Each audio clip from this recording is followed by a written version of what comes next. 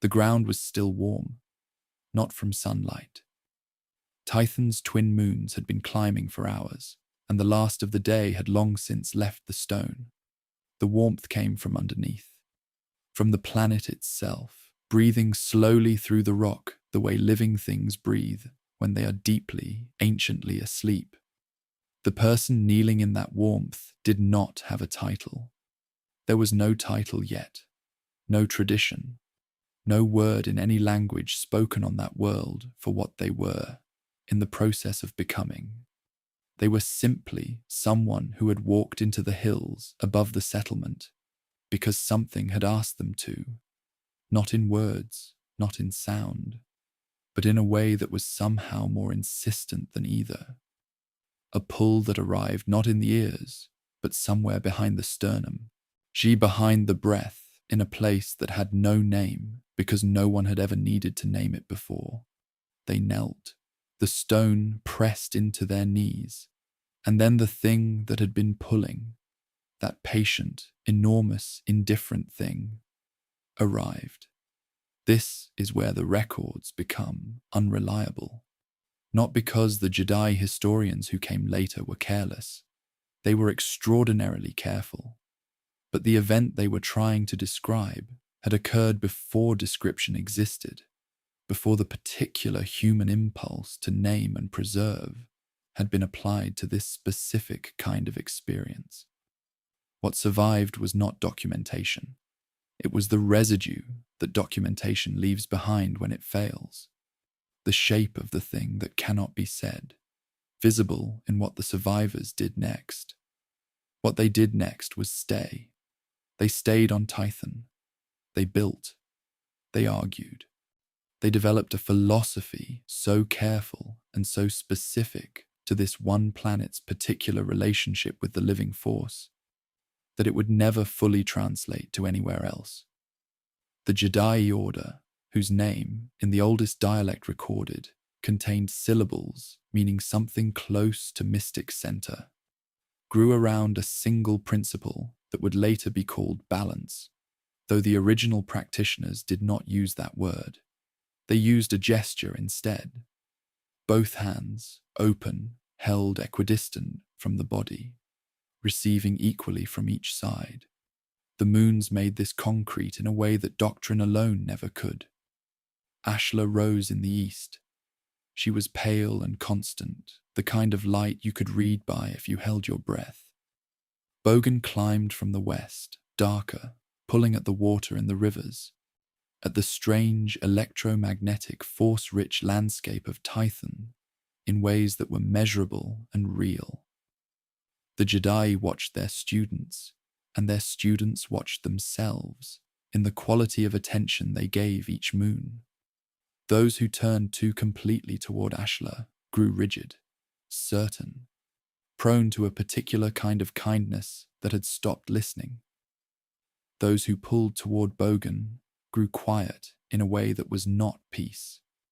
Their sleep changed, their eyes moved differently. Both conditions had a name in Jedi practice.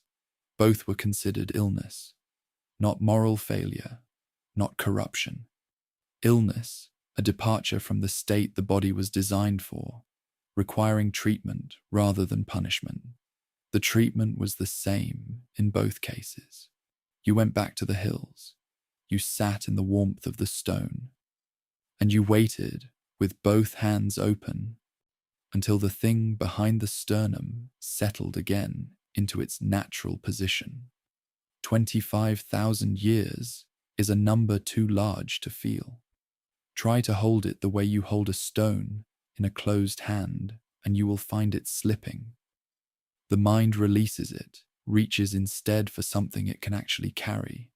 A generation, a lifetime, the distance between a teacher and their last student. So hold it this way instead.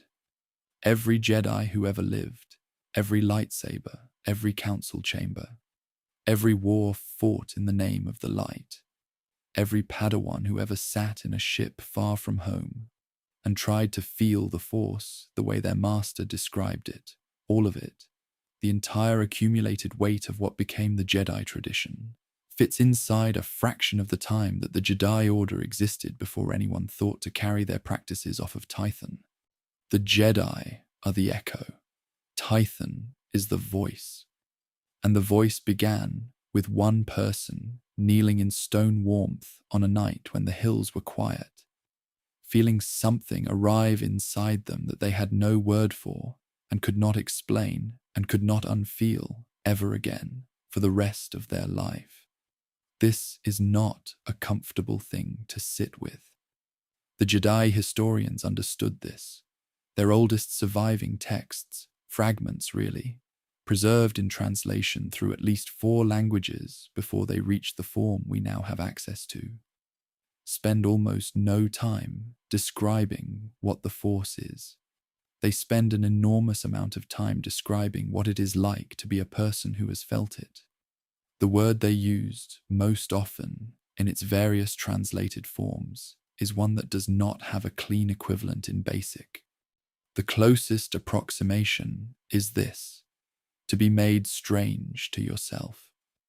There is a specific kind of loneliness that belongs only to people who have had an experience for which no language exists. Not the loneliness of isolation that can be ended by proximity, by the arrival of another person.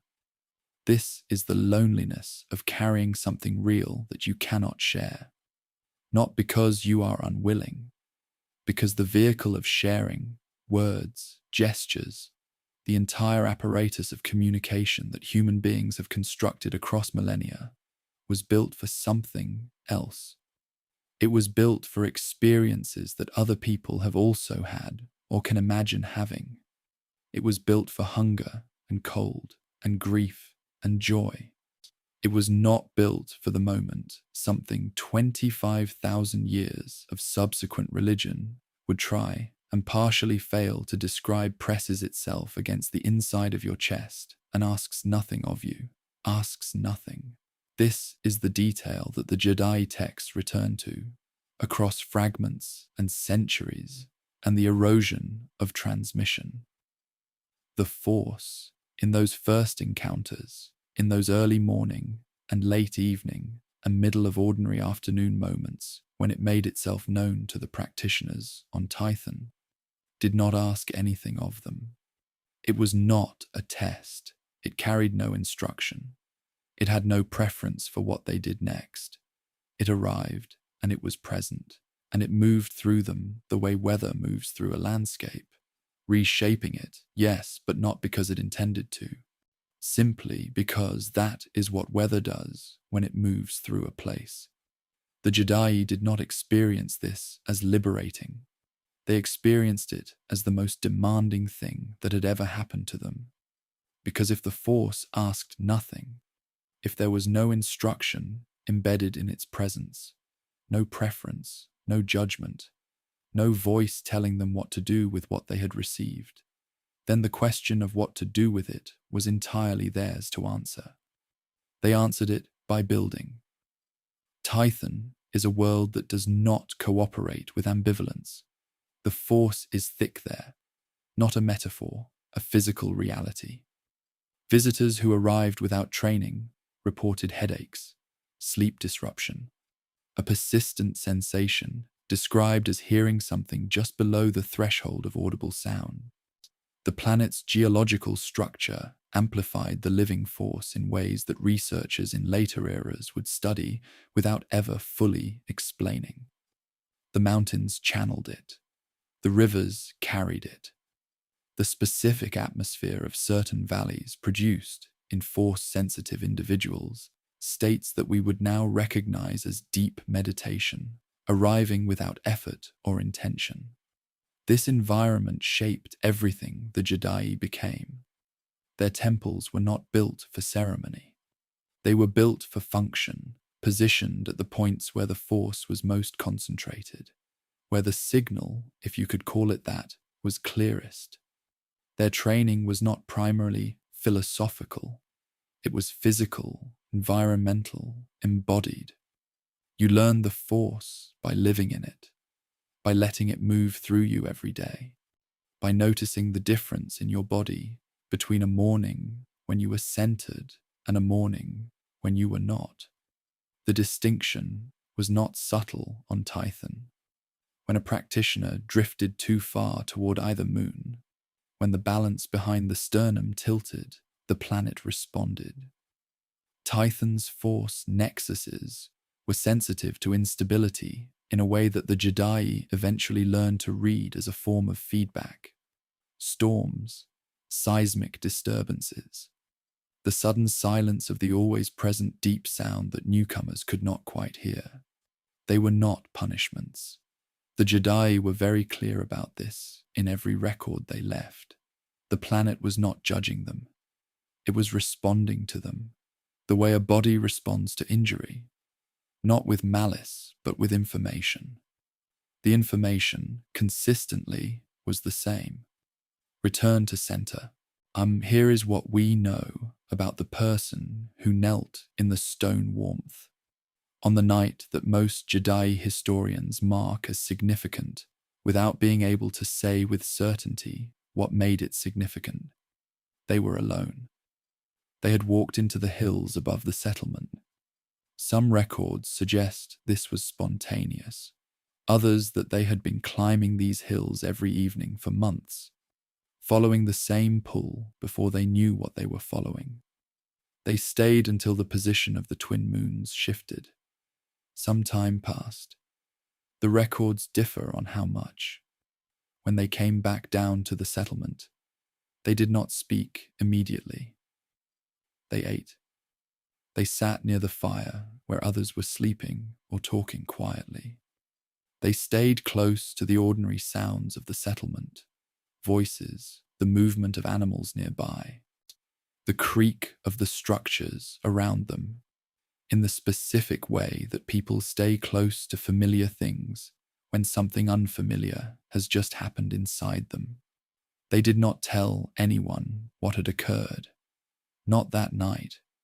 There is a Jedi practice, not universally observed, but documented, of waiting before speaking about a significant Force experience. Not from secrecy, from the understanding that language closes things, that once you find words for something, the wordless version of it, which is often the more complete version, becomes harder to access. The first Jedi practitioners were protective of this wordlessness in a way that their successors, building institutions and curricula and the enormous apparatus of organized Force practice, would find increasingly difficult to maintain.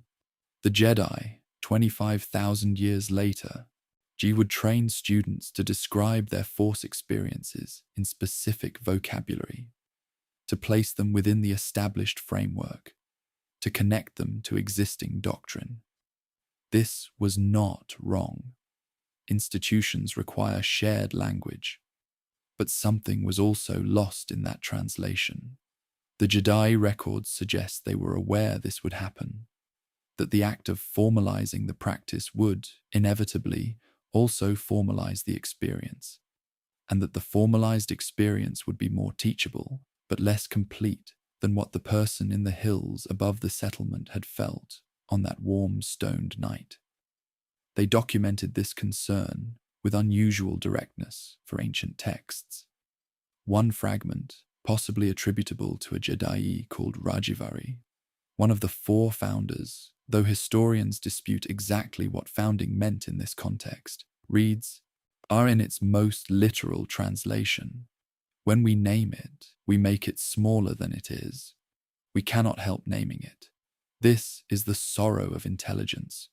Rajivari himself is worth sitting with for a moment. He is one of the 4 Jedi founders, Rajivari, Calibrin, Garanjard, and Terz Senden, whose names appear at the beginning of the Jedi Order's formal historical record. What little we know of him suggests a person in almost constant tension with the tradition he helped create. His surviving writings cycle between something that sounds like faith and something that sounds like doubt, not because he was unstable, but because he understood something that institutional religion often struggles to hold. that the Force, as he experienced it, was not the same as the Force as he could describe it. And the gap between those two things was not a failure of understanding. It was the nature of the thing itself. He did not leave the Order. He stayed and built and trained students and watched the Jedi grow from a small community of practitioners into something much larger and more complicated than a small community of practitioners. And somewhere in the later records, the fragment is damaged, the attribution uncertain. There is a single line that appears to come from near the end of his life. It reads, "It was simpler before we were useful." The twins' moons of Tython do not behave the way moons are supposed to behave. They move in a relationship with each other and with the planet that astrophysicists in later eras found difficult to model using standard orbital mechanics. Not impossibly so. But the variations, the moments when Ashla lingered longer than predicted, the nights when Bogan rose early and hung close to the horizon in a way that should not have been possible given its orbital parameters, these were real, measurable, consistent enough that the Jedi eventually built them into their calendar, not as astronomical data, as spiritual fact. When both moons were equally bright and equally positioned, which happened on specific nights that the Jedi tracked with the same care they gave to every other significant observation. The Force on Tython did something that Jedi practitioners described as breathing, not in the metaphorical sense, in the sense that a rhythm they were always aware of, a pulse that ran underneath the ordinary experience of being alive on that planet, became briefly and completely regular. During these nights, practitioners reported experiences that the records describe with unusual consistency across centuries and individuals. The pulling stopped. The pull toward Ashla, the pull toward Bogan, the constant navigation of a life spent between two gravitational sources simply ceased. Not because the moons went away, because for a few hours, on a few nights per year, the balance was achieved not by the practitioner, but by the world. The Force on these nights required nothing, and the practitioners discovered that this was not, in fact, the relief they had imagined it would be. They had organized their entire practice around the pursuit of balance. They had measured their progress by how close they could get to the centered state, how long they could maintain it, how quickly they could return to it when they drifted, and balance was the goal. The dual moons were the teaching tool. The whole elaborate structure of Jedi training was designed to produce, through effort and discipline and years of careful attention, the thing that arrived on these aligned nights without any effort at all. And when it arrived, when the Force simply handed them what they had spent years reaching for, many practitioners found themselves standing in it with something they had not expected to feel. Not peace, grief. We do not know what they grieved. The records acknowledge the emotion without explaining it. Perhaps because the Jedi historians who preserved these accounts recognized that explanation would falsify it. That grief this old and this specific belongs to the experience and cannot be accurately relocated into words without becoming something else. But we can observe what the practitioners did during these aligned nights and let the behavior speak. They stood outside. They did not gather in the temples. They did not hold ceremony. They did not sit in organized meditation. They went outside individually in ones and twos, sometimes a teacher and student, sometimes strangers who happened to climb the same hill. And they stood in the open air between the two equally bright moons, and they were quiet for as long as the alignment lasted. Some of them wept. The records note this without comment. Some of them did not move for hours. Some of them, a detail that appears in 3 separate accounts, which is enough to take seriously. looked up at the aligned moons, and felt, briefly, that they were not the practitioners of a tradition, that the tradition had not yet been built, that they were simply people on a planet under two moons, feeling something move through them, with no vocabulary for it and no obligation to build one. That feeling, the records agree, was the closest any of them ever came to what the first person in the hills above the settlement had felt on that warm stoned night before any of this existed. The Jedi Order lasted for thousands of years before the first Force Wars arrived and tore Tython open along its oldest divisions. But the cracks had always been there, not in the training, not in the philosophy, which was more nuanced and self-aware than what came after it in almost every respect. The cracks were structural, built into the very act of building something around an experience that was, at its root, ungovernable. The Force did not have preferences. The Jedi had to have preferences. The Force did not produce hierarchy. The Jedi needed hierarchy to function as an institution. The Force asked nothing of the people who felt it. The Jedi had to ask things, because an order has requirements that an experience does not. Every decision they made to survive as an institution moved them, incrementally, away from what the person on the hill had felt. This is not a condemnation. It is the price of continuity. It is what any tradition pays to persist through time, to remain legible across generations, to transmit something to students who cannot start from the beginning, who need a door, not an empty hillside under two moons. The door was useful. The door was necessary. But the door was not the same as the hillside. And somewhere in the Jedi texts, in the fragments that survived the Force Wars, that survived the translation into the early Jedi tradition, that survived the Rusan Reformation and the Great Jedi Purge and everything else that history did to the record, this awareness persisted. The awareness that what they had built was a map, and that the territory the map described was still there, still present, still moving through every living thing on every world in the galaxy, asking nothing, requiring nothing, patient beyond any time scale a living mind could comfortably imagine. Still warm the way the stone of Tython was warm, from underneath, from the ancient places, from something that had been present before anyone thought to kneel in it and feel.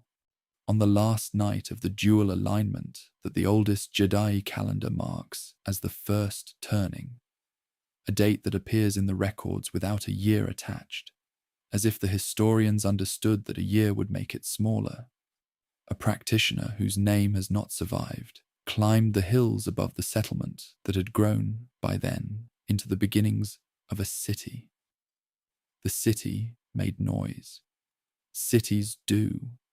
Even in the deep of the night, there was the sound of it, fires, voices, the distant rhythm of construction, of people building things in the confidence that the things they built would last.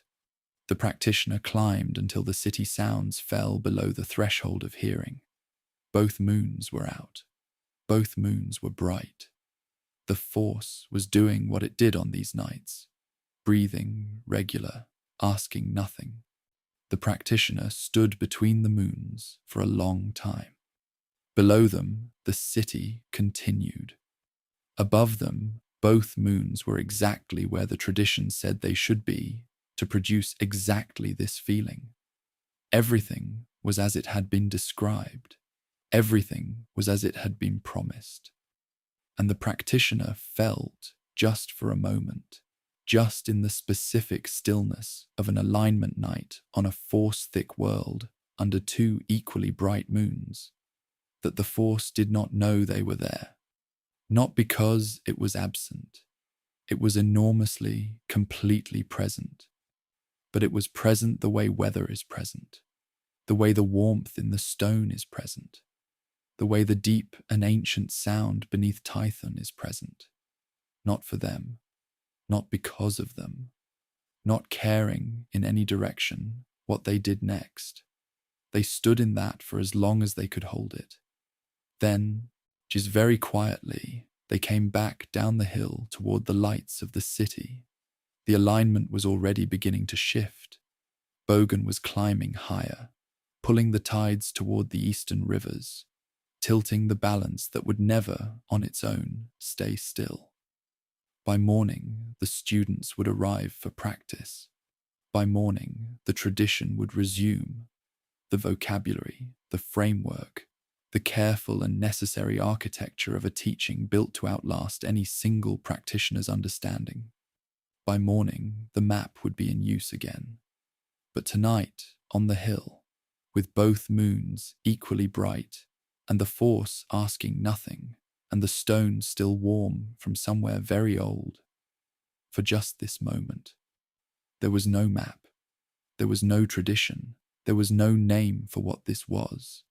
There was only the presence, and the person inside it, and the specific, ancient loneliness of something felt so completely that no word ever made for it would ever quite fit. That feeling would not last. Somewhere far away, in a direction that had no name yet, in an era that had not arrived, war drums were already being made. The hands that would beat them were already learning what they were for. The Force remembered this night the way it remembered everything, without preference, without judgment, with a patience that had no beginning and would have no end. It remembered the warmth of the stone and the equal brightness of the moons, and the practitioner who stood between them feeling, for one clear moment, that they were simply alive. It remembered the city below, full of people building things meant to last. It remembered what came next. It always does. The drums did not begin all at once. That is the first thing the surviving records correct when you read them carefully enough. There was no single morning when the galaxy woke to the sound of Mandalorian war. There was instead a long and gradual accumulation. Raids described in official dispatches as localized aggression, refugee testimonies filed under border instability, settlements gone quiet in ways that the Republic's communication networks registered as technical failure before they registered as anything more serious. The Mandalorians understood something about large institutions that the Republic had never needed to learn about itself. Large institutions do not respond to truth. They respond to consensus, and consensus takes time. Time to build, time to verify, time to run through the appropriate channels and receive the appropriate stamps of acknowledgement. The Mandalorians were not interested in waiting for the Republic's consensus to form. They were interested in what could be accomplished while it was still forming. This is not strategy that requires genius. It requires only patience and the willingness to move, while others are still deciding whether movement is necessary. Revan was not yet Revan when the drums began. The name, the one that would eventually carry the weight of an entire era, the one that would appear in the records of both sides as something between a title and a warning, came later. In the years before the Mandalorian Wars reached the Republic's core attention, Revan was simply a Jedi who read reports differently than other Jedi read them. Not more carefully, differently. Most Jedi who received the early dispatches from the Outer Rim read them for what they contained. The facts of individual incidents, the casualty figures, the names of worlds affected. They processed these facts through the established framework. Isolated aggression, manageable, not yet requiring the Order's direct involvement. The framework was not unreasonable. It was the framework the Council had used successfully for centuries. It had been right far more often than it had been wrong. Revan read the same dispatches and heard something underneath the facts. Not a voice, not a vision. Something more like the sensation described in the oldest Jedi texts. That awareness behind the sternum, that knowing that arrived before thought did, that the Force sometimes delivered not as information, but as pressure, a direction, a weight that accumulated in one specific place until the body simply understood which way it was leaning. What Revan felt reading those dispatches was not alarm, it was recognition. The worlds that fell first have names that appear rarely in the histories written by people who survived. Cathar, Althea, Jaga's cluster.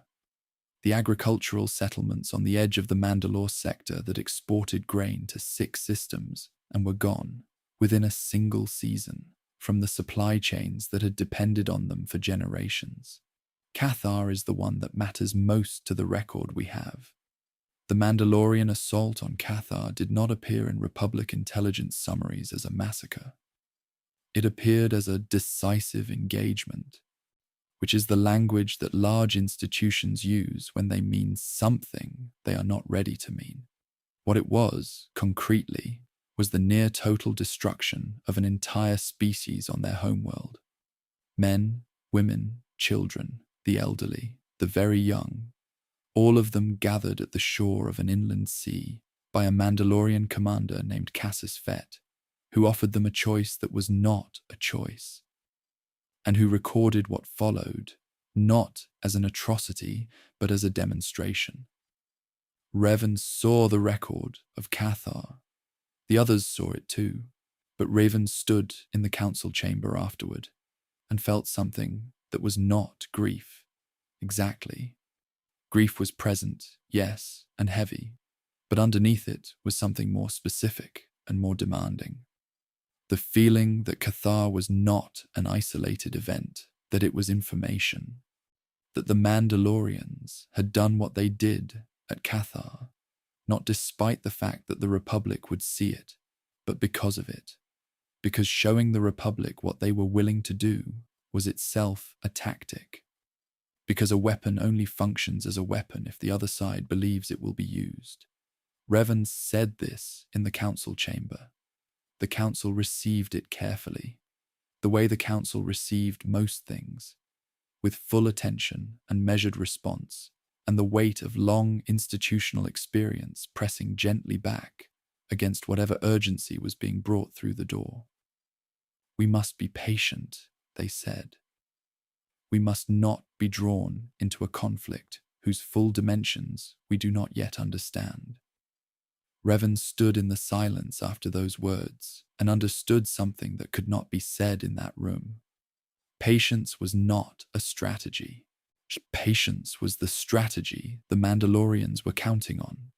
There is a question buried in the canonical record that has never been cleanly answered. Did Revan decide to go to war, or did the war find Revan? The distinction matters more than it appears to. If Revan decided, weighed the options, considered the alternatives, concluded that intervention was necessary, and that the Jedi who followed were following a reasoned position, then what came later is the tragedy of a person whose correct reasoning led them somewhere their reasoning could not survive. If the war found Revan, if something in the Force had been pulling in that direction, long before the Mandalorians crossed any border, long before the dispatches arrived, long before the council chamber and the measured response and the words about patience, then the question of what Revan actually chose, and when, becomes much harder to locate. The records do not settle this. They describe someone who argued passionately, publicly, and with increasing frustration for Republic and Jedi intervention. They describe someone who was persuasive, who could stand in front of a room full of people trained to resist exactly that kind of persuasion and make them feel, if not convinced, then at least uncertain of their certainty. They describe someone who, when the council declined for the 3rd time in 8 months to authorize intervention, did not petition a 4th time, simply left, took the Jedi who had been waiting to be asked, organized them into something that functioned as a military structure without having the name of one, and walked toward the war that was already happening in the places the Republic called the border. This is usually described as a decision, but Revan, in the accounts of those who were present, did not look like someone who had made a decision. Decisions have a texture, a quality of completion, of something settled. People who have made decisions move differently through rooms. They have a kind of stillness at the center.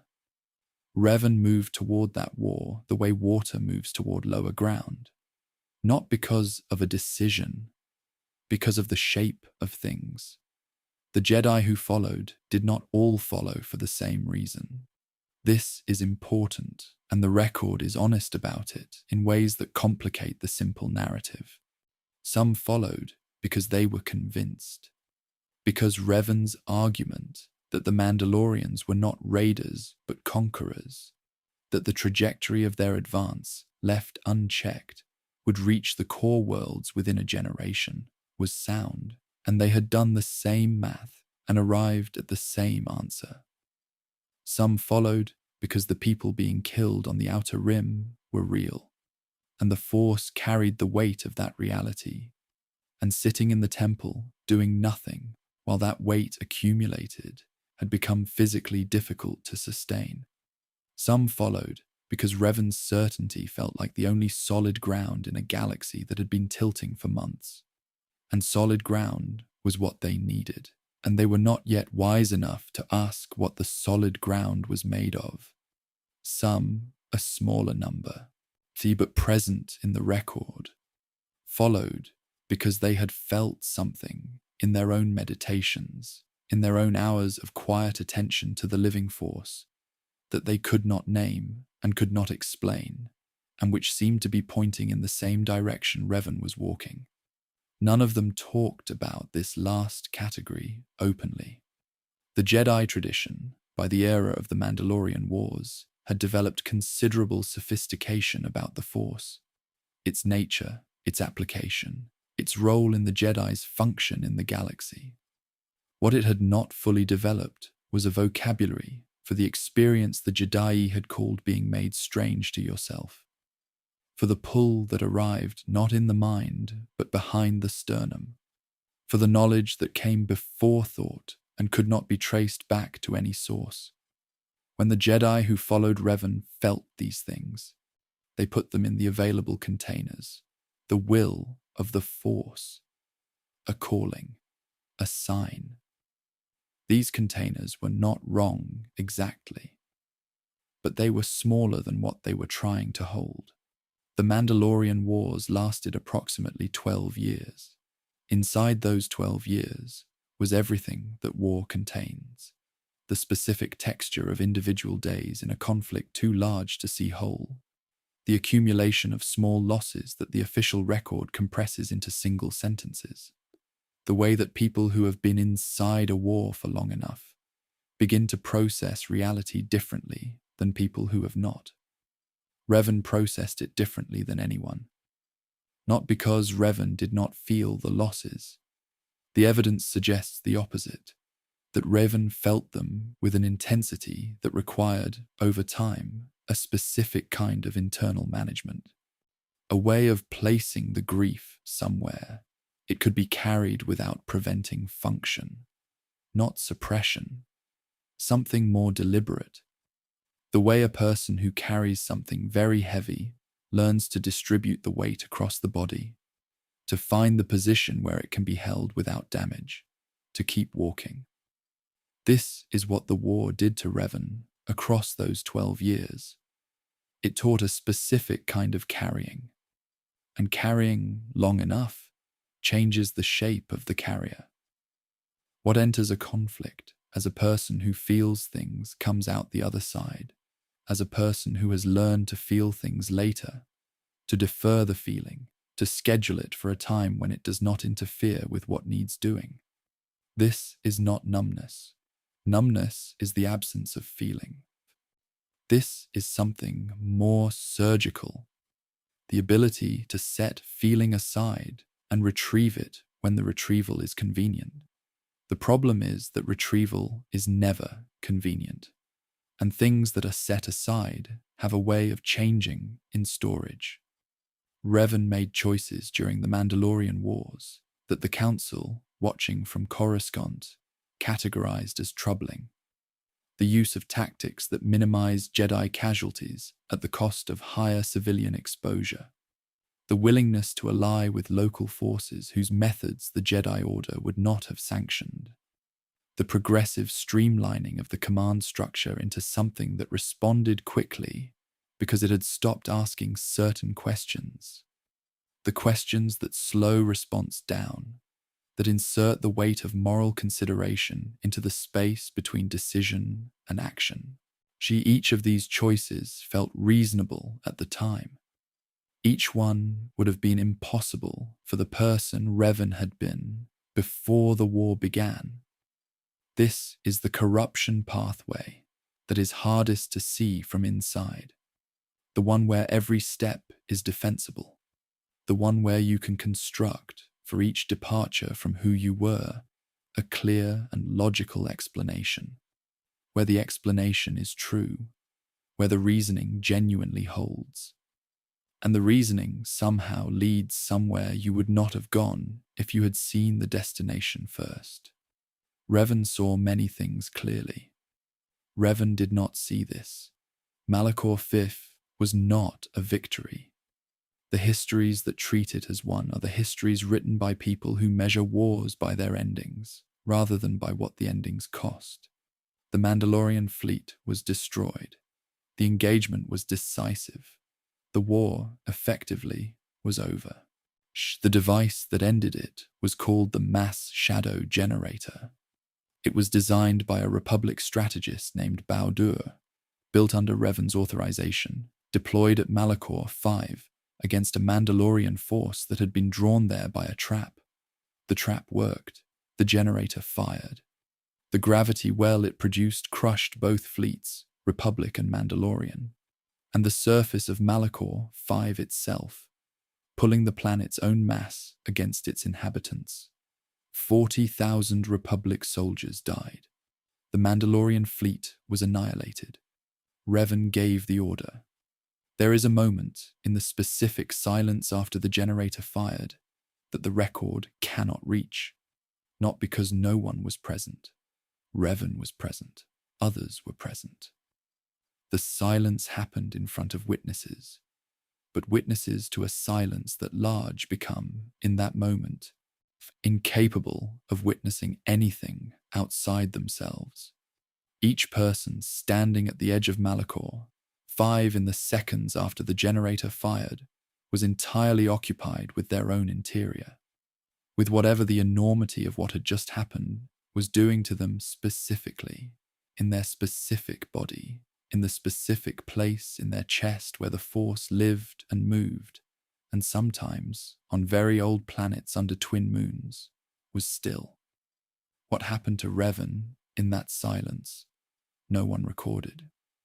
What happened after, the turn, the long journey toward the Sith Emperor, the transformation that the Council would later attempt to undo, is in the record, but the moment itself, the precise interior of that silence, gone.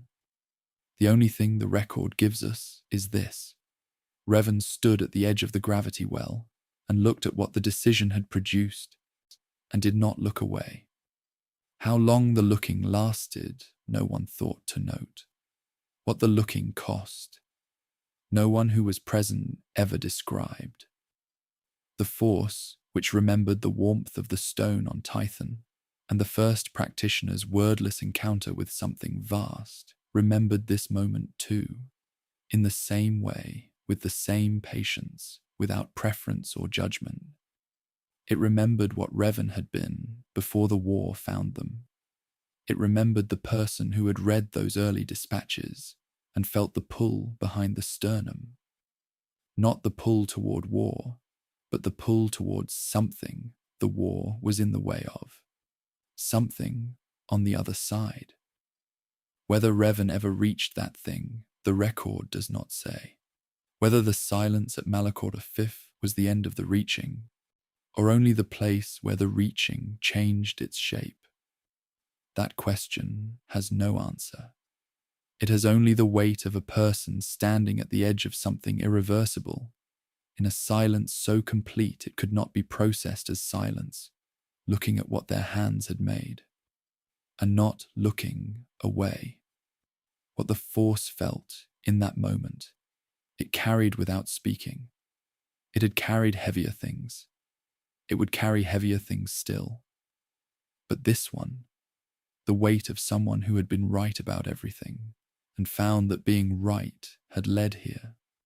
This one it held with something that was not quite sorrow and not quite recognition. Something between the two, something without a name, in any language, in any era. The way the most important things tend to be. The hands remembered before the mind did. That is the detail that survives in the accounts of those who were present during the early weeks. The strange competence of a person who had been given a new name, a new history, a carefully constructed identity, and who nonetheless moved through space the way someone moves when they have spent years learning exactly how much room they require. Not hesitant, not exploratory, certain in the specific way that certainty lives in the body rather than the mind, in muscle and reflex and the unconscious calculation of distance. The mind had been remade. The hands still knew what they were doing.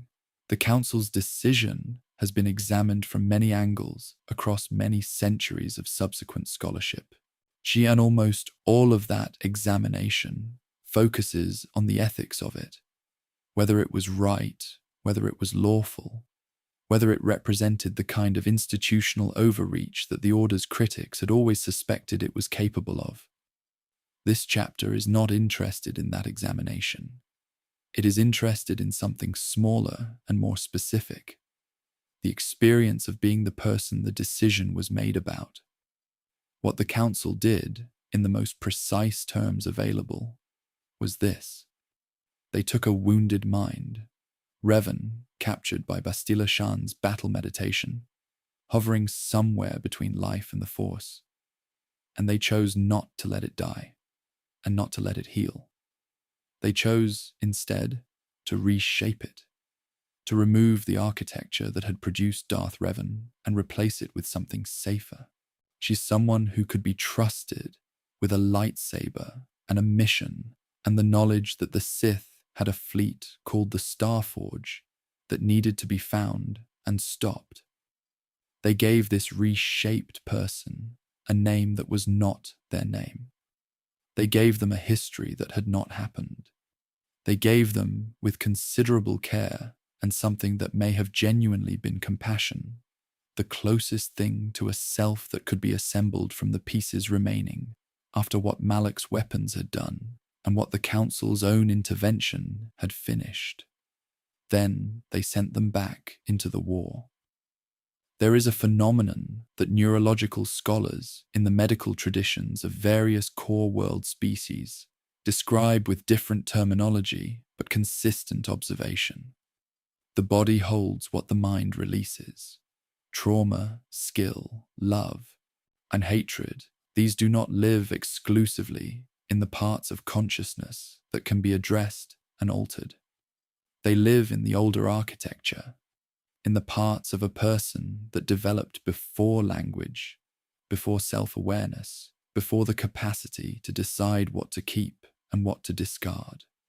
These parts do not respond to editorial intervention. They do not update when the official record changes. They hold what they hold with a completeness and a stubbornness that the conscious mind, with all its flexibility and revisability, cannot match. Revan, the rebuilt version, the one with the new name and the constructed history, discovered this in small ways before discovering it in large ones. The way certain corridors on certain ships produced, without explanation, a feeling of familiarity so complete it was almost painful. Not recognition. Recognition requires a memory to match the present to, and those memories were gone. Something more primitive. The body saying I have been here, while the mind searched its available records and found nothing. The way certain combat situations resolved themselves before conscious thought arrived. The hands and feet and the whole trained architecture of years of Jedi practice moving through solutions that the rebuilt self had not been told it knew. The way certain faces belonging to people who had known Revan before, who were now navigating the specific strangeness of interacting with a person who wore a familiar presence inside an unfamiliar self, produced in Revan a response the new identity could not account for, not memory. Something that lived underneath memory, showed the emotional residue of connection that had been real, pressing up through the constructed surface like warmth through stone. Bastila Shan had been given an impossible task. She had been asked to serve as guide and companion to a person she had helped unmake, without disclosing that she had helped unmake them. She had been asked to build something like trust with someone whose trust she had, in the most fundamental sense, already violated. And to do this while carrying the full weight of that knowledge herself, every day, in every interaction. The canonical record of Bastila and Revan's relationship during this period is remarkable for what it does not say. It gives us the events, the journey across multiple worlds, the progressive recovery of information about the Starforge's location, the growing connection between two people who were, each in their own way, operating at significant distance from their actual experience. What it does not give us, cannot give us, because the people involved did not write it down, or wrote it down and it did not survive, or could not find words for it that felt accurate, is the texture of those interactions from the inside. What it was like to be Bastila, watching someone she had helped erase, rediscover themselves in fragments and reflexes and inexplicable bodily knowledge, unable to say, I know why your hands do that.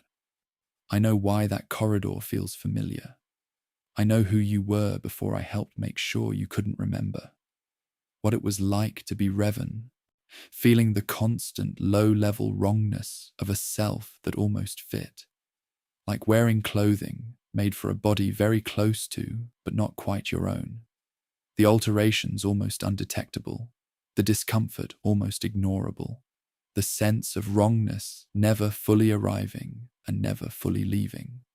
The Starforge was built by a civilization called the Cathar, who had discovered a way to use the Force itself as a power source, channeling the dark side through a space station of enormous scale to produce ships and weapons in quantities that conventional manufacturing could not approach. Revan had found it once before. Not the rebuilt Revan. The original, the one who had followed the Force's pull across the outer rim and into Rakatan space and stood inside the Starforge and understood, with the specific, comprehensive intelligence that had always been both the gift and the cost of being Revan, exactly what it was and exactly what it could be used for. The rebuilt Revan found it again, and the finding was different, not because the Starforge had changed. It had not. The dark side was thick in it in the same specific way. The Rakata architecture was intact. The hum of something enormous and patient and deeply, fundamentally wrong resonated through the corridors in the same register it always had. The finding was different because the rebuilt Revan arrived at the Starforge, carrying no memory of having been there before, and the body responded anyway. Not with familiarity, with something more complicated. The body moved through the Starforge, the way it moved through all the places Revan had been before the mind was remade, with that specific, sourceless competence, that knowing without knowing. But in the Starforge, there was something else underneath it. Something the body held that was not skill and not muscle memory. Something that felt, in the limited vocabulary available, like grief. As if the body knew that this place had cost something. As if the older architecture, the parts of the self that the council's intervention could not reach, had held not just the skill, but the weight of what the skill had been used for here. The rebuilt Revan moved through the Star Forge with the competence of someone who had built it into their strategic understanding, and the grief of someone who could not remember why that understanding felt like a wound. Darth Malak was waiting. He had been waiting for longer than the rebuilt Revan had existed, waiting in the specific way that people wait for something they have simultaneously ensured will arrive and dreaded will arrive. The anticipation and the dread so thoroughly entangled that they have long since become a single feeling that is neither. Malak had been Revan's apprentice. He had also fired the weapons that had nearly killed Revan and allowed the Council to intervene. He had taken the Sith Empire that Revan had built and made it his own. He had spent the years since telling himself a story about what he had done, and whether it had been necessary, and whether the person now walking toward him through the corridors of the Star Forge was actually Revan, or only something wearing Revan's face. The canonical record of their confrontation gives us the outcome.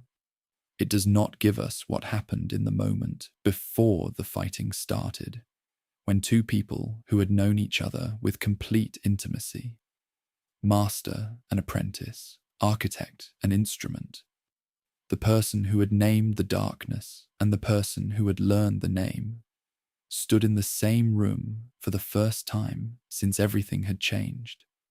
What Malak saw across that space, the face he had known, the presence he had known, and inside that presence, something absent that had always been there before. The specific quality of awareness, of comprehensive and slightly terrifying intelligence that had been the most reliable constant of Revan's presence across every year. Malak had known them. Gone, or not gone, changed. Present in flashes and absences in a pattern Malak could not read. What the rebuilt Revan saw across that space. A man the new identity had been briefed about. A Sith Lord. An enemy. And underneath that briefed knowledge, arriving without permission, the body's response to a face it recognized from somewhere the mind could not access. Not warmth. Not affection. Something older than either. The specific recognition of someone you have shaped and who has shaped you, arriving in the muscle before the mind can frame it in any available category. The fighting started.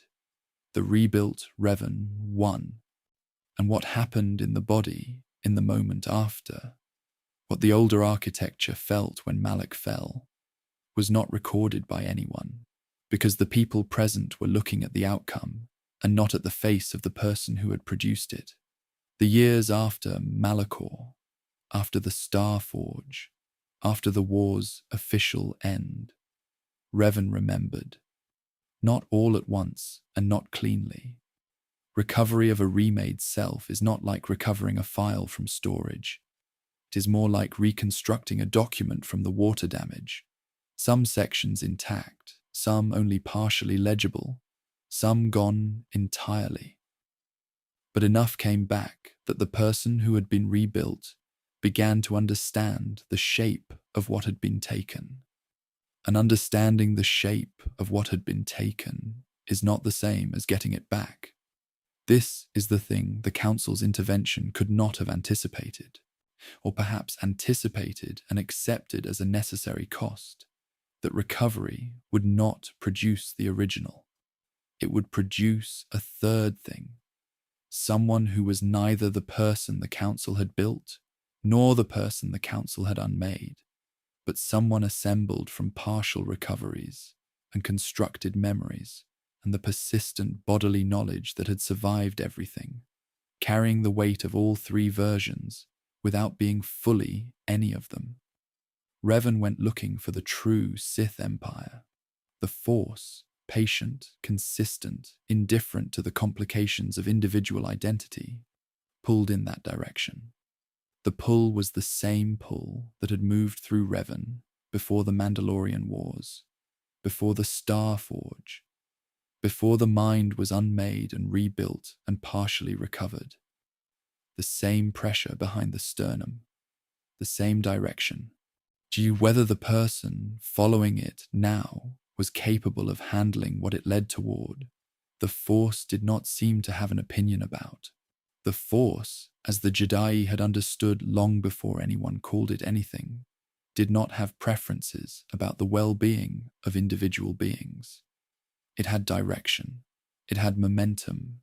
It moved where it moved. Maelstrom prison. The records here become sparse in the way that records become sparse when the people who could have kept them were not in a position to keep anything. What we know, Revan was captured by the Sith Emperor, Vitiate, during the search for the true Sith Empire. What we know, Vitiate was not a Sith Lord in the familiar sense. He was something older and more patient and more comprehensively dangerous, a being who had consumed the life force of an entire planet to achieve a kind of immortality that made every conventional understanding of Sith power look like a preliminary sketch. What we know, Revan was held in Maelstrom prison for 300 years. 300 years. The number sits in the historical record with the specific weight of things too large to properly feel.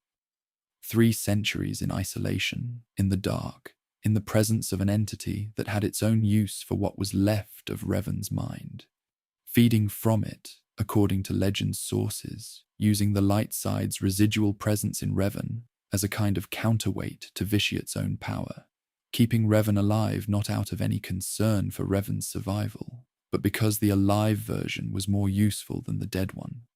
What was Revan during those 300 years? The question does not have an answer that feels adequate. The body, which had survived the mind's remaking, which had held skill and grief and recognition through everything the Council and Malak and the galaxy had done to the self that organized them. The body was still there, still present, still holding what it held. But 300 years is longer than any human body is designed to hold anything.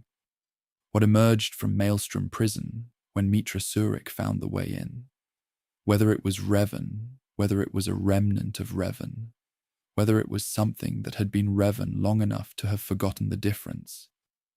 This is the question that the legend's sources approach carefully and do not fully answer. Mitra Surik's voice reached Revan before anything else did, through the walls of the prison, through the dark and the long accumulating weight of 3 centuries, through whatever Vitiate's presence had done to the architecture of the self that had survived everything else. Her voice arrived. The records note that Revan responded. They do not note what Revan felt upon responding. We are left with what the body would have done, holding this moment the way the body holds everything it cannot process through the available channels. The specific internal event of hearing a voice you recognize, not from constructed memory, not from briefed information, but from that older, more durable place. After 300 years of hearing nothing that recognized you back, was it relief? Was it grief? The accounts do not say. The people who wrote them were writing about an event, about a rescue, was about the strategic implications of what Revan's survival meant for the coming conflict with Vitiate. They were not writing about the face of someone hearing a voice in the dark after 300 years of dark. They could not have written it accurately if they had tried. Because what Revan felt in that moment, if feeling, is still the right word for what happens in a self that has been remade and partially recovered and held for 3 centuries by something that used it, sits in a place that language was not built to reach. The same place the Jedi practitioner had felt, standing between the moons, feeling something vast and patient and indifferent move through them. The same place behind the sternum, still present, still holding. Whatever Revan was by then, that place had not been taken. And whether what remained was Revan, or only the part of Revan that survived everything that tried to unmake it, and whether those two things were different, no version of Revan ever knew for certain. Neither do we. The Force held all three versions with equal patience.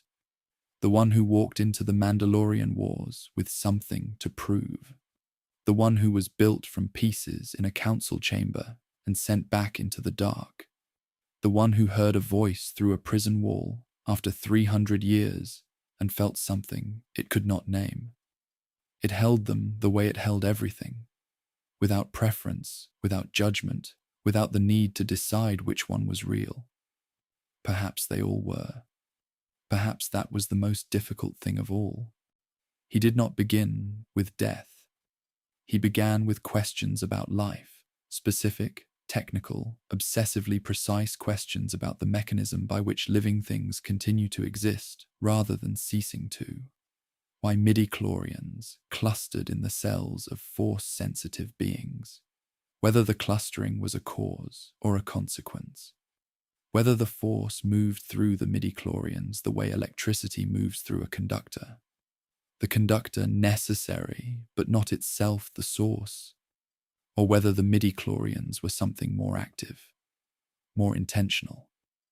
Whether, if you understood the mechanism completely enough, you could adjust it. These were not the questions of a person afraid of death. The distinction matters. People afraid of death run from it, bargain with it. He refused to look at it directly.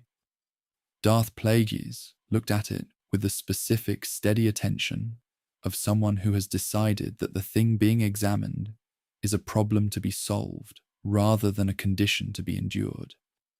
Fear and obsession wear similar clothing, but they are not the same. Fear shrinks from the object.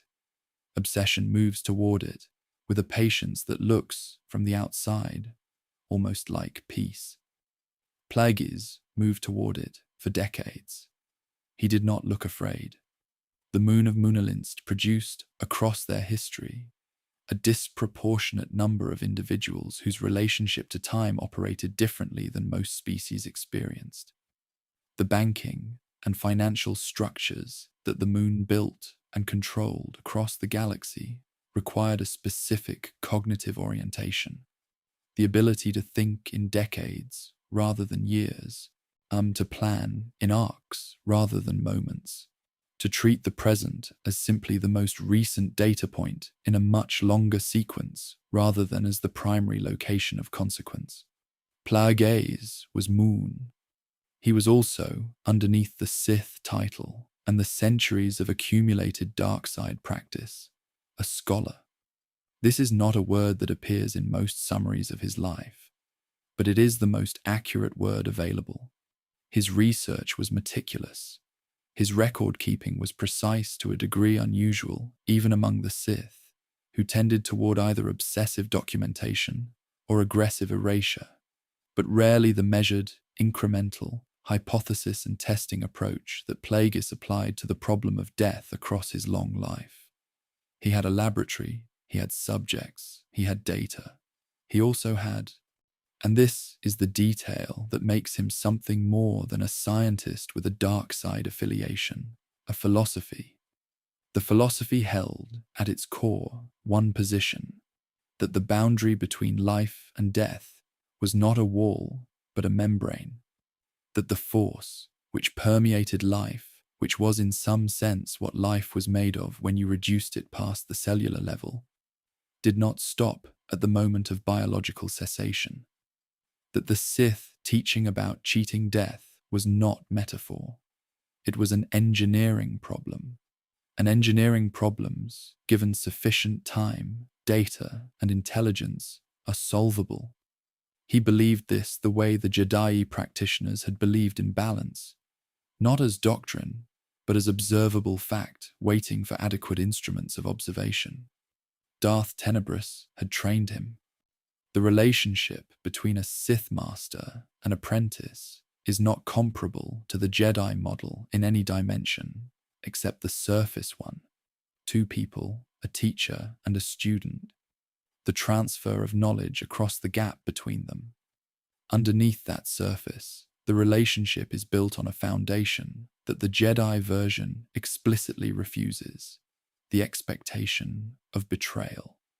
Not the fear of it, the expectation.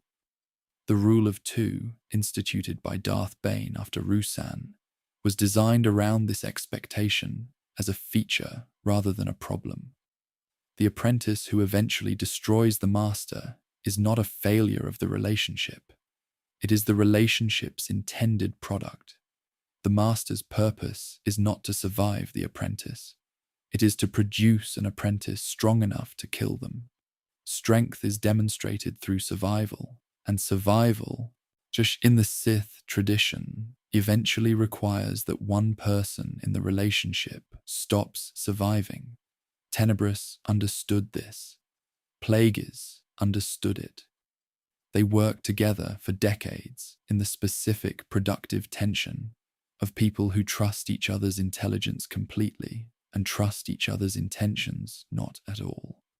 When Plagueis ensured Tenebris's death, through a mechanism precise enough to appear accidental, through an understanding of the Force so granular that the manipulation left no trace the rule of two's intended checks could detect, he did not feel triumph. He felt, by his own recorded account, which survived in legend sources of uncertain provenance, something closer to completion. The closing of one phase of a project that had always had this moment built into its architecture. Tenebris was gone. The work continued, and Palpatine was young when Plagueis found him. Young and already extraordinary in the specific way that the most dangerous people are extraordinary before anyone around them has noticed. Not through obvious power, not through the kinds of force ability that registered in standard Jedi screening, but through a quality of intelligence that processed everything it encountered as information to be used. Every room, every person, every conversation, every moment of weakness in someone who did not know they were being assessed. Plagueis recognized this because he had it himself in a different register. What Plagueis had was patience. What Palpatine had was hunger. Together, these qualities produced between them a collaboration that the Sith tradition had not quite seen before. Not master breaking apprentice to his will, she not apprentice waiting in concealed contempt for the moment of betrayal, but something more genuinely useful, and therefore more genuinely dangerous. A shared project. The project was the Force itself. Plagueis brought the research, the decades of data, the theoretical framework for what midi-chlorian manipulation could achieve at its outer limits. Palpatine brought the political access, the ability to move through the Republic's power structures with a naturalness that Plagueis, who was Moon, who was visibly alien to the core world culture where power lived, could not replicate. Together, they were attempting something that neither could accomplish separately: to understand the Force completely enough to control it, to make death optional. There is a moment in the Legends account of their collaboration that the record describes with unusual precision: a meditation. Both of them seated, reaching together into the Force, in a way that required the kind of trust that should have been impossible between a Sith master and apprentice, and was perhaps only possible between two people who needed each other's specific capabilities, enough to defer the inevitable for one more session. And in that meditation, the Force responded. Not the way it usually responded to Sith practice, not the familiar flood of dark side energy, the amplification of will and power and the particular intoxicating clarity of the dark side's refusal of all limitation. Something different. Something that the Legends account describes with a word that appears almost nowhere else in Sith documentation. Surprise.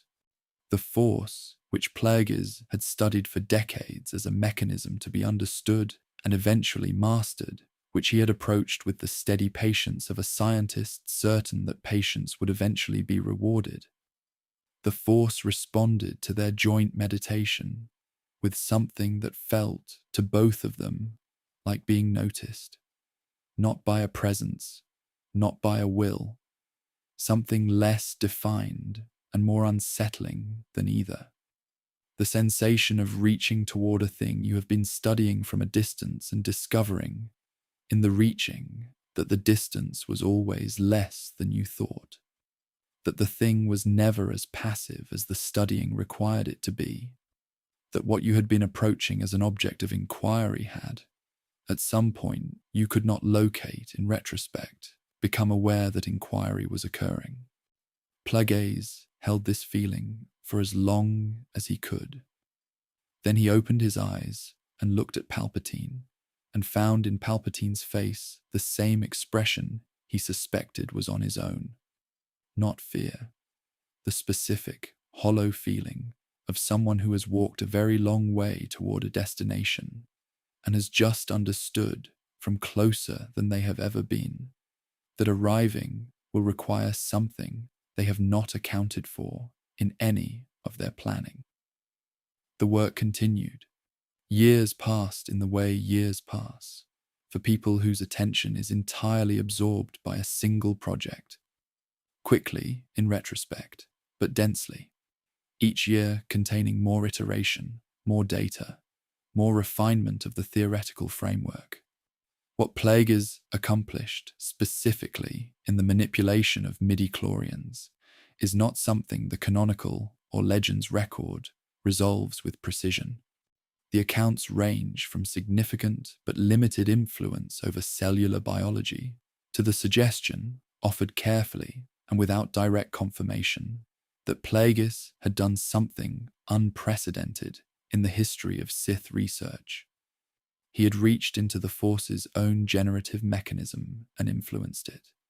Not just sustained life, created it. The Legends account suggests, and it is important to hold this as suggestion rather than fact, because the source has reason to be unreliable, that the midi-chlorian manipulation Plagueis performed on Shmi Skywalker's unborn child, or near Shmi Skywalker, or in a region of the Force proximate to Shmi Skywalker's existence, produced or contributed to the existence of Anakin, the Chosen One. Created, if this is true, not by the Force's autonomous generative capacity, but by a Sith Lord's interference with that capacity during a meditation session in which both he and his apprentice were reaching further into the Force's mechanisms than anyone had reached before. The irony of this, if true, is the kind of irony that does not produce laughter. It produces a long, still silence in which the mind works through the implications and keeps finding new ones and keeps returning to the same unanswerable center. If Plagueis created the Chosen One, then the Sith created the instrument of the Sith's destruction. The project to conquer death produced the person who would eventually, at enormous cost, restore what death's conquest had deformed. Plagueis, who had spent his life studying irony without calling it that, would perhaps have found this more interesting than devastating. Perhaps. He did not see it coming. This is the fact at the center of the Plagueis story that all the theorizing eventually returns to, and from which it cannot escape. The man who had made death his life's study, who had reached closer to the Force's mechanism of ending and beginning than any recorded practitioner, did not prevent his own.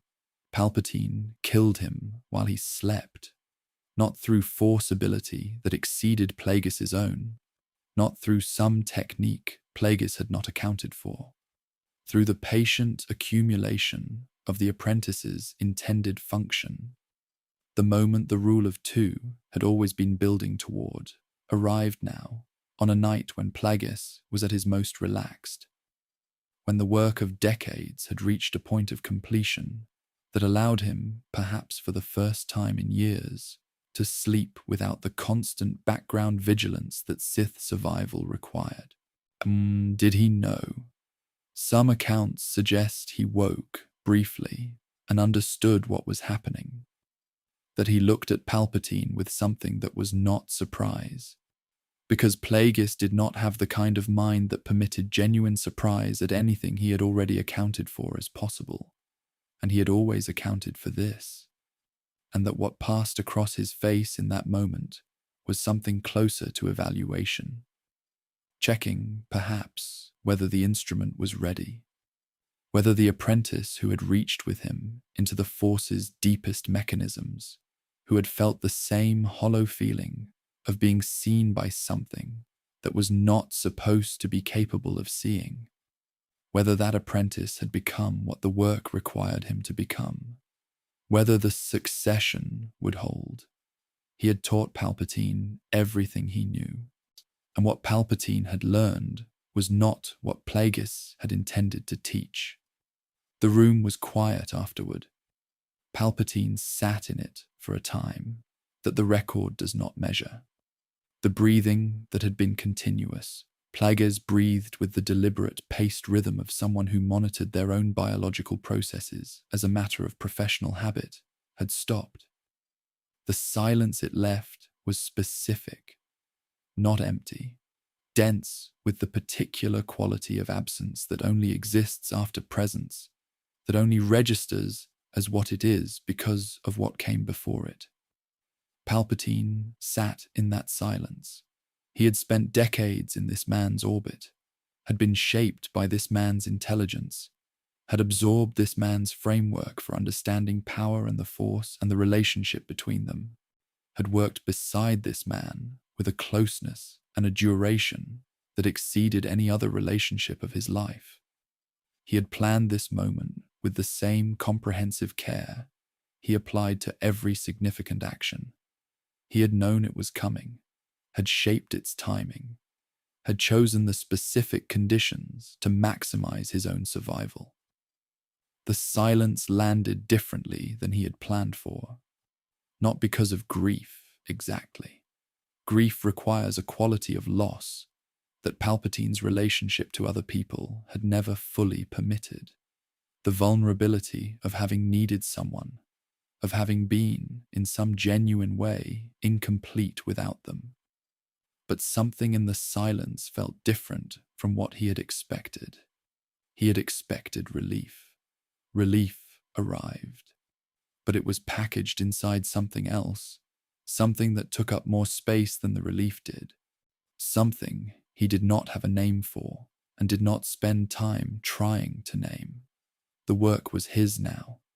The project, everything Plagueis had built, the research, the theoretical framework, the decades of reaching toward the Force's generative mechanism, belonged entirely to Palpatine. He sat in the silence and let that belonging settle into him. It was heavier than power usually felt. He noted this without investigating it. There was too much to do. Plagueis had spent his life trying to understand what death was. He understood it at the end, from the only angle that understanding was truly available. The Force received him the way it received everything, without preference, without the distinction between those who had studied it and those who had not.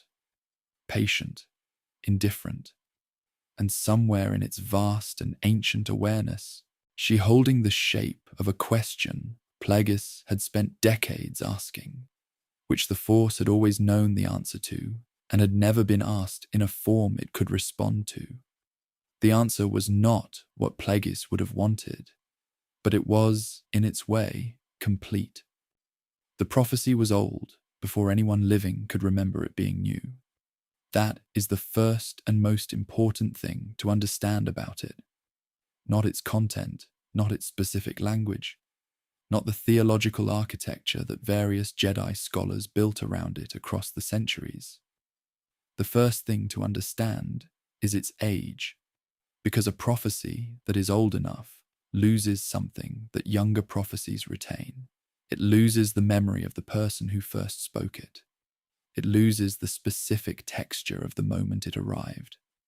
Whether it came in meditation or in crisis, whether the speaker was alone or witnessed, whether they understood what they were saying or only understood afterward, or never understood at all.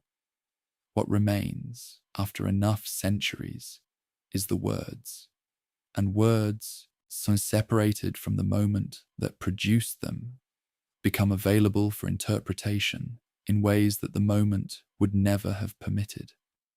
The Jedi, across several thousand years of serious engagement with the prophecy of the Chosen One, interpreted it with extraordinary care and reached conclusions that varied enough to suggest that the care, however genuine, was being applied to something that resisted the careful application of anything. The oldest surviving version of the prophecy does not use the phrase "chosen one." This detail appears in exactly the texts you would expect it to appear in, is noted by scholars and then quietly set aside, because it complicates the narrative in ways that institutional religion finds difficult to accommodate. The oldest version speaks not of an individual, but of a condition, a state the Force would move toward when the imbalance between its aspects had accumulated past a particular threshold. The language is botanical, agricultural. The Force described as a field, the darkness as something that depletes the soil, the correction as something that happens not because anyone wills it, but because depletion always eventually produces the conditions for its own reversal. There is no hero in the oldest version. There is only process. Somewhere in the transmission, in the centuries of copying and translation and interpretive commentary that all living texts accumulate as they move through time, the process became a person. The condition became a character. The agricultural metaphor became a narrative with a protagonist, because narratives with protagonists are what human minds build when they need to carry large abstract truths across generations. And the truth of the oldest version, that the Force corrects itself without needing to be wielded by anyone, was too large and too impersonal to be passed down in its original form. It needed a face. The face it was given, across various versions and eras, kept changing. The Rusan Reformation version emphasized the Chosen One's Jedi identity. Naturally, because the Rusan Reformation was a period in which the Jedi were rebuilding their relationship with the Republic, and the prophecy's hero, being a Jedi in good standing, served institutional purposes. The version that circulated in the final decades of the Old Republic emphasized midi-chlorian count, which is the version Qui-Gon Jinn had read, which is the version he carried with him to Tatooine, which is the version he applied to a 9-year-old boy building a protocol droid in a junk dealer's shop on a desert planet at the edge of the galaxy's attention. Each version revealed less about the Force and more about the era that needed it. Qui-Gon Jinn believed. This is not a small thing to say about a Jedi Master. The Jedi tradition, at its best, produced practitioners of exceptional nuance, people capable of holding uncertainty with grace, of distinguishing between what the Force communicated and what the self wished the Force was communicating. Qui-Gon was among the most sophisticated of these practitioners.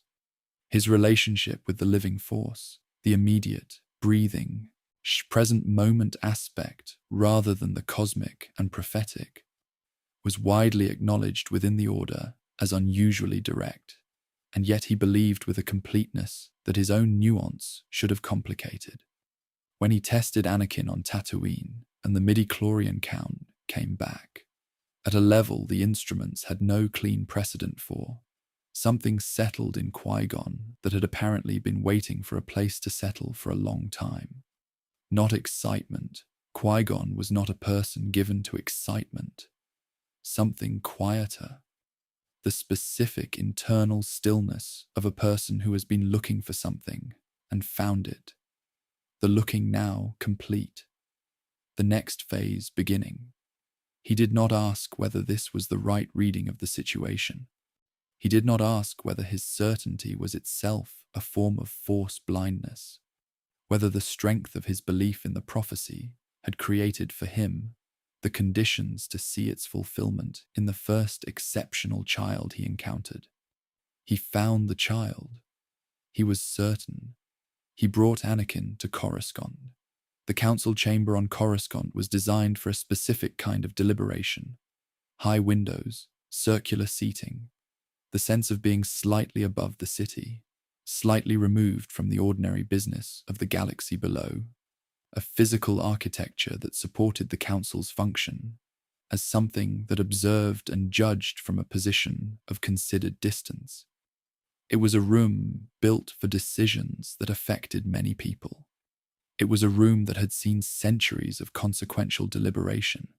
It was not a room built for children. Anakin Skywalker stood in the center of it and answered questions. He was 9 years old. He had been, before the previous week, a slave on Tatooine. He had never been off-planet. He had never been in a room this large, with this much stone and this much space, and this many people, looking at him with the specific quality of attention that Jedi Masters bring to bear when something significant is being assessed. He answered the questions in the careful way that children answer questions from adults. They are trying not to disappoint, not performing exactly, but aware at every moment that something was at stake, even if the specific dimensions of what was at stake exceeded anything he had a framework for. "What were you afraid of?" they asked. He answered honestly, losing his mother, the only person whose reality had organized his own, the person whose presence on Tatooine was the only thing that made Tatooine survivable. She was still there. He was here. The distance between those two facts lived in his chest like a stone. The council heard the answer. They heard it through their institutional framework, attachment, fear of loss, the beginning of the pathway toward the dark side, which was not wrong, but which missed what the answer also was. A child telling the truth about what mattered to him in a room full of strangers, with more accuracy and more courage than the room deserved. Master Yoda carried a question he never fully answered. In the records, he appears to have been the most uncertain of the senior council members about Anakin's training, the one who pressed back most consistently against Qui-Gon's certainty, who raised concerns in language that was careful and formal, and read closely revealed a discomfort that went deeper than standard caution. The question Yoda carried was this: whether the prophecy described something the Force intended or something the Force was warning against. In the agricultural metaphor of the oldest version, the field, the depletion, the correction, both readings are possible. A correction is not inherently comfortable for the field that requires it. Burning in agricultural practice is a correction. Flood is a correction. The return of balance in an ecosystem that has drifted far from it often looks like catastrophe to the things that grew in the drifted state. Yoda had spent centuries studying the Force with a depth that few practitioners could match. He had seen, across those centuries, the Force move in ways that served ends no individual being had intended or wanted. He had seen what the Force called balance, and what living beings called balance fail to coincide. When he looked at Anakin Skywalker standing in the council chamber, answering questions in a voice that had not yet settled into what it would become, Yoda felt something. The records will not give us what he felt. They give us his vote against training initially. They give us his words, clouded the boy's future is. They give us the formal language of institutional deliberation, which is the language designed to contain and manage what is actually felt rather than express it. But underneath that language, in the specific silence that surrounded his vote, in the way he looked at the child rather than at his colleagues while the decision was being made, something, not dread, not certainty, the specific feeling that exists between those two things. The feeling of recognizing a shape you have seen before, in a different context, and being unable to determine whether the recognition means you understand what is coming, or only that you have seen the shape before. The prophecy had been waiting for a long time, long enough that the waiting had become its own tradition, its own set of practices and expectations and institutional behaviors that had accumulated around the prophecy's core, the way mineral deposits accumulate around a still point in a moving stream. The Jedi had not spent every year of those millennia in active anticipation, and they had mostly done what institutions do with important but indefinitely deferred events, filed the expectation in an appropriate location, and continued their ordinary business. But the filing had left residue in the way the council responded to exceptional force sensitivity, with a seriousness that had something underneath the seriousness, something alert and slightly braced, in the way the prophecy language appeared in Jedi texts across multiple eras, sometimes foregrounded and sometimes marginal, but never fully absent, in the way the Jedi, across all their sophistication and their genuine cultivation of non-attachment, had held on to this one future thing, this one promise or warning or description that the Force had encoded into the oldest level of their tradition. They had held it because they needed it, not the chosen one, specifically the concept, the idea that the galaxy's imbalance was not permanent, that the drift from center, which any sufficiently attentive Jedi could feel in the Force, the way the Jedi had felt Bogan pulling the tides toward the eastern rivers, would eventually correct. That something would come. The need for that belief is not a weakness. It is what hope is when it is old enough and has been carried long enough and has become structural rather than emotional, woven into the foundation of the thing that holds it, no longer separable from the building itself. The Jedi needed the chosen one to be real, a need applied to a 9-year-old boy who is trying to answer questions in a room built for a different kind of deliberation entirely, is a weight that cannot be distributed. It lands on the child whole. No one told Anakin directly. This is the detail that sits most uneasily in the record. The council deliberated about him at length. Qui-Gon died on Naboo in a duel with a Sith Lord that the galaxy had not been supposed to contain, because the Sith were supposed to be extinct, because the rule of two had worked so perfectly for 1,000 years that the Jedi had stopped expecting them. And Obi-Wan, honoring his master's last clear desire, took Anakin as his Padawan. And Anakin began training. And the prophecy remained present in the room, in the council's awareness, in the particular quality of attention that followed him through the years of his Padawan period, without ever being fully named. He knew he was exceptional. He knew his midi-chlorian count was significant. He knew that Qui-Gon had believed something about him that the council had not unanimously shared.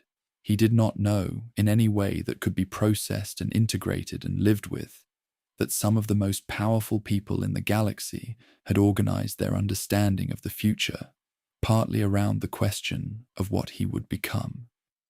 This is the specific cruelty of the situation. Not intentional, not malicious, but structural. The weight was placed before there was a person developed enough to carry it. The expectation accumulated before the expectation could be understood. And by the time Anakin was old enough to understand what had been placed on him, it had been there long enough that it was no longer distinguishable from his own interior landscape. He could not separate the weight from himself, because the weight had arrived before the self was finished. There is a reading of the prophecy's fulfillment that the Council, even in its final years, did not seriously consider. Not because it was obscure, because it was uncomfortable. The reading goes like this. The Jedi Order, by the time of the Clone Wars, had drifted. Not from the Force, they still felt it, still moved within it, still produced practitioners of genuine attainment. They had drifted from balance, from the Jedi understanding of balance as something requiring equal receptivity to both moons, both aspects, the full range of what the Force contained. The Jedi had spent 1,000 years since Ruusan systematically suppressing one half of that range. Not the dark side as a moral category, but emotion itself, attachment. The specific kinds of human connection that the Jedi had understood as part of the practice rather than a threat to it. They had tipped the scale, not toward darkness. They had not become the Sith, but they had moved away from center in a direction that created a corresponding pull in the opposite direction. A pull that the Force, patient and indifferent as weather, would eventually address. Balance in this reading was not the Jedi winning. Balance was the Jedi and the Sith destroying each other so completely that what remained was the original condition. The warmth in the stone, the twin moons equally bright, the Force moving through living things without the accumulated weight of 25,000 years of organized expectation pressing against it from both sides. Anakin did not bring this balance. He was the instrument of it. The Force did not choose him the way a general chooses a soldier. The Force moved through the situation the way weather moves through a landscape. And Anakin Skywalker was the lowest point. The place where everything accumulated. The place where the correction, when it came, found its path. This reading does not require Anakin to have done anything wrong. It does not require the Jedi to have done anything wrong. It requires only that two very large things had drifted very far from center over a very long time, and that the Force, which does not experience urgency, but does experience accumulated pressure, found through the most Force-sensitive being ever recorded, the most direct available path back to something resembling the state the Jedi practitioner had felt on the hill above the settlement. On a night when both moons were equally bright. No hero, no villain, process. He stood in the council chamber and answered questions. His voice had not yet settled into what it would become. It was still a child's voice, still carrying the specific accent of Tatooine's outer rim settlements, still shaped by a life that had been organized around entirely different priorities than the ones now organizing the room around him. He answered honestly. He was afraid of losing his mother. He was trying not to show how cold the chamber was. He was trying to read the faces of the people assessing him and finding them, with their Jedi-trained containment almost entirely unreadable. He did not know that underneath the formal deliberation, something was moving through the room that none of the people in it could name. It's not the Force. The Force was always present, always moving, indifferent to the drama of the occasion. Something more specifically human. The feeling of an institution arriving at the thing it has been waiting for, and discovering, in the arrival, that waiting had been easier. That the waiting had had a shape that the arrival was already deforming. That the 9-year-old boy standing in the center of the room was real and specific and afraid of losing his mother, and nothing like the shape the waiting had built. The Force moved through that feeling without comment. The council voted. The weight landed where it landed. And the boy who would carry it stood in the cold of the chamber and kept his hands very still, the way children do when they are trying to seem older than they are. The prophecy did not know his name. It did not know anyone's name. It was older than names. It described a pressure and a correction, and the long, slow movement of something enormous back toward a point that had existed before anyone had built anything around it. The boy in the chamber was not the prophecy's fulfillment. He was the place where the pressure, accumulated across 25,000 years, finally found somewhere to land.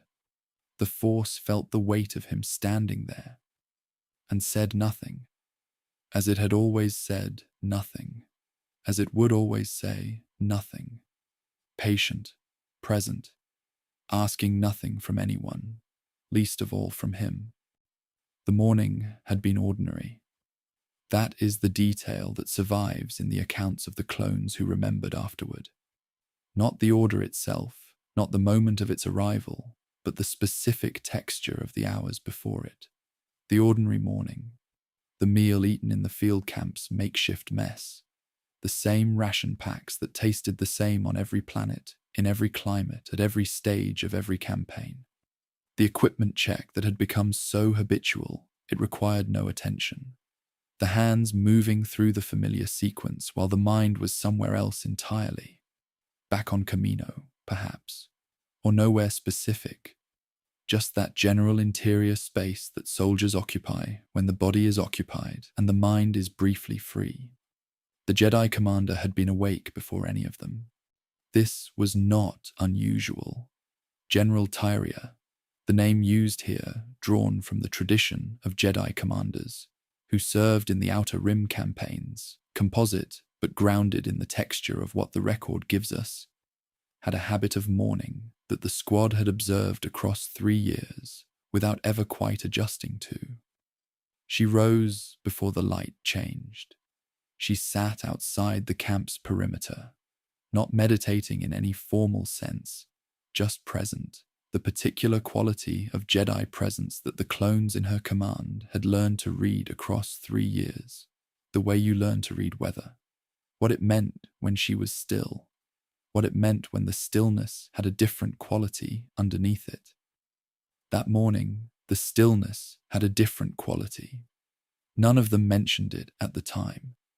They would think about it afterward, in the hours and days and years, when the mind returns without permission to the moments just before things changed, looking for the signal that was always there and always missed. They would wonder whether they had known, in the way that the body sometimes knows things that arrive too quietly for conscious processing, that the morning was the last ordinary morning. They would not be able to decide. His designation was CT-7719. In the tradition of the GAR's clone culture, the culture that had developed in the space between Kaminoan design and the reality of living and fighting alongside people who saw you as a person, he had a name, not a number. A name chosen the way clone names were chosen, from the texture of who you were, from the observation of people who knew you well enough to find the word that fit. They called him Marker, because he remembered things, not strategically, not the battle-relevant information that all clones were trained to retain and report. He remembered small things. The name of the farmer on Christophsis, who had given the squad shelter for 3 days and refused payment, and whose face Marker could still see, with a clarity that surprised him when it surfaced. The specific colour of the sky on Ryloth at dusk, which was a colour that had no precise name in BASIC, and which he had spent considerable effort trying to describe to Hardcase once, in the particular way that people try to describe things they know they cannot describe, because the describing is not really about the thing, but about the need to share it. He remembered the names of the men he had lost, all of them, For this was not unusual among clones. The dead were held with a specificity and loyalty that the Republic's official military culture did not fully account for, because the Republic's official military culture had not been designed by people who understood what it meant to grieve someone who had your face. But Malachor held the names differently than most. He held them in order. He had a sequence, and occasionally, on nights when sleep was not available, he would move through the sequence the way other people move through prayers, not asking for anything, not expecting a response, just maintaining the connection between the living and the specific reality of the dead. This habit was the thing about him that General Tyria had noticed first. She had asked him about it once, carefully, and in the way she asked about things she found significant, without weight, without the suggestion that significance was being placed, just a question that left room for whatever answer came naturally. He had told her the names, the sequence, the reason for the sequence. She had been quiet for a moment afterward. Then she had said, "That is a Jedi practice. We call it keeping the dead in the living force." He had not known what to do with that. He had held it the way he held other things he could not categorize. Carefully, in a place that was private, taking it out occasionally to look at it without reaching any conclusion. The order arrived at midday, not as a sound, not as a command transmitted through the comm system in the familiar voice of a superior officer. It arrived the way the inhibitor chip delivered everything. It delivered directly below language, in a register that bypassed the part of consciousness that processes information and routes it through the available frameworks of understanding. It arrived as certainty. Malachor was standing 12 meters from General Tyria when it happened. She was reviewing a topographic display, her back partially to him, one hand raised in a gesture she used when she was thinking. A specific, unconscious gesture he had observed so many times across 3 years that it had become part of the landscape of ordinary days the way weather becomes part of the landscape of a place you have lived long enough. The certainty arrived, and something else arrived with it. This is the part of the record that the official accounts do not contain, because the official accounts were written by people who needed the clones to be soldiers, receiving an order, rather than men experiencing something that had no precedent in any framework available to them.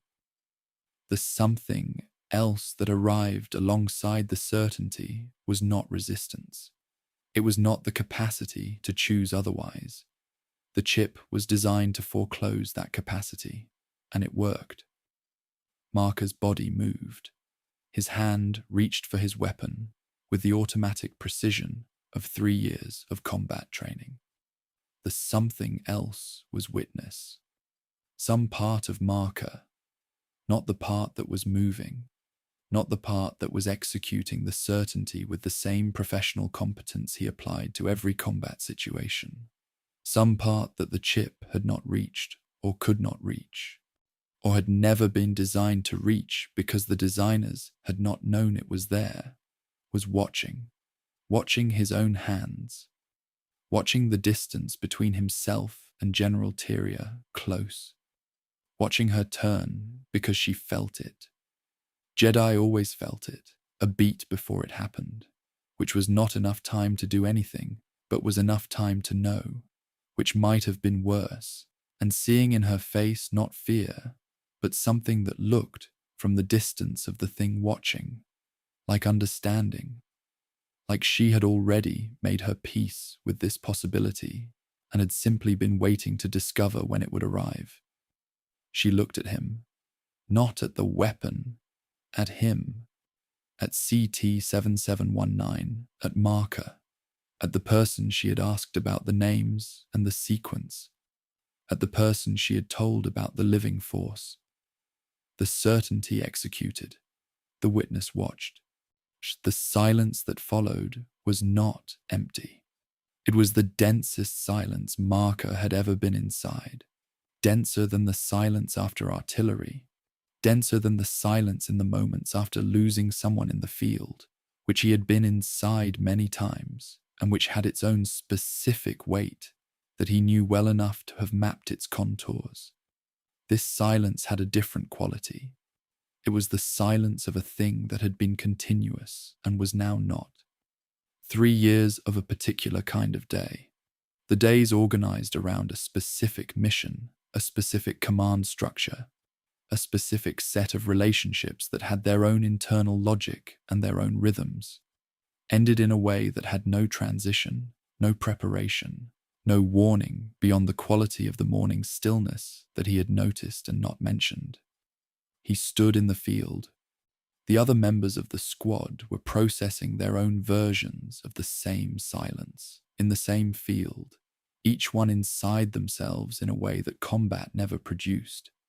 Combat produced a specific kind of togetherness, the compression of individual consciousness into collective function, the way fear and training and the immediate reality of threat dissolved the boundaries between people in a unit. This was the opposite of that. Each man entirely separate. Each man inside a space that had no size. He could measure because he had never been inside it before. He did not move for a long time. What the inhibitor chip was designed to prevent, specifically, was not action. Rex understood this before almost anyone else did. The canonical record of Captain Rex, who served under General Anakin Skywalker and Commander Ahsoka Tano, who survived Order 66 because Ahsoka Tano found a way to give him enough time to remove his chip, gives us a man who had, perhaps without fully knowing it, been in a conversation with his chip for years before the order arrived. Rex had loved people, not abstractly, not in the general sense that soldiers develop affection for their units as functional necessity. He had loved Fives. He had loved Echo. He had loved the Domino Squad, the members of which he had watched grow from failures at Camino into something that deserved a better word than soldiers. He had loved Ahsoka Tano with the specific, uncomplicated fierceness of someone who had adopted a responsibility they had not been asked to take, and who had then discovered, in the carrying of that responsibility, that it had become something else, something personal. She's something that lived in a place that was not about duty. The chip was designed to make this irrelevant, not to remove it. The chip was not, apparently, capable of removing what had already been built across years of genuine connection. It was designed to override it, to insert, at the moment of the order's arrival, a certainty so complete that it simply occupied all the available space, leaving the love and the loyalty and the 3 years of accumulated personhood nowhere to exist except in the space that Marker found when the certainty executed and the witness remained. What Rex knew, and what his decision to remove the chip confirmed, was this. The chip was necessary, because without it, the love would have won. The Kaminoans had known this. They had built the chip because they had known that clones, left to their own development, would become people. And people, when ordered to kill someone they had fought beside for years, would hesitate, would ask why, would potentially refuse. The chip existed because refusal was possible. This is the detail that lands most quietly and carries most weight. The chip was not installed to make clones capable of following orders. It was installed because clones were capable of not following them. Wolf had served under General Plo Koon for years.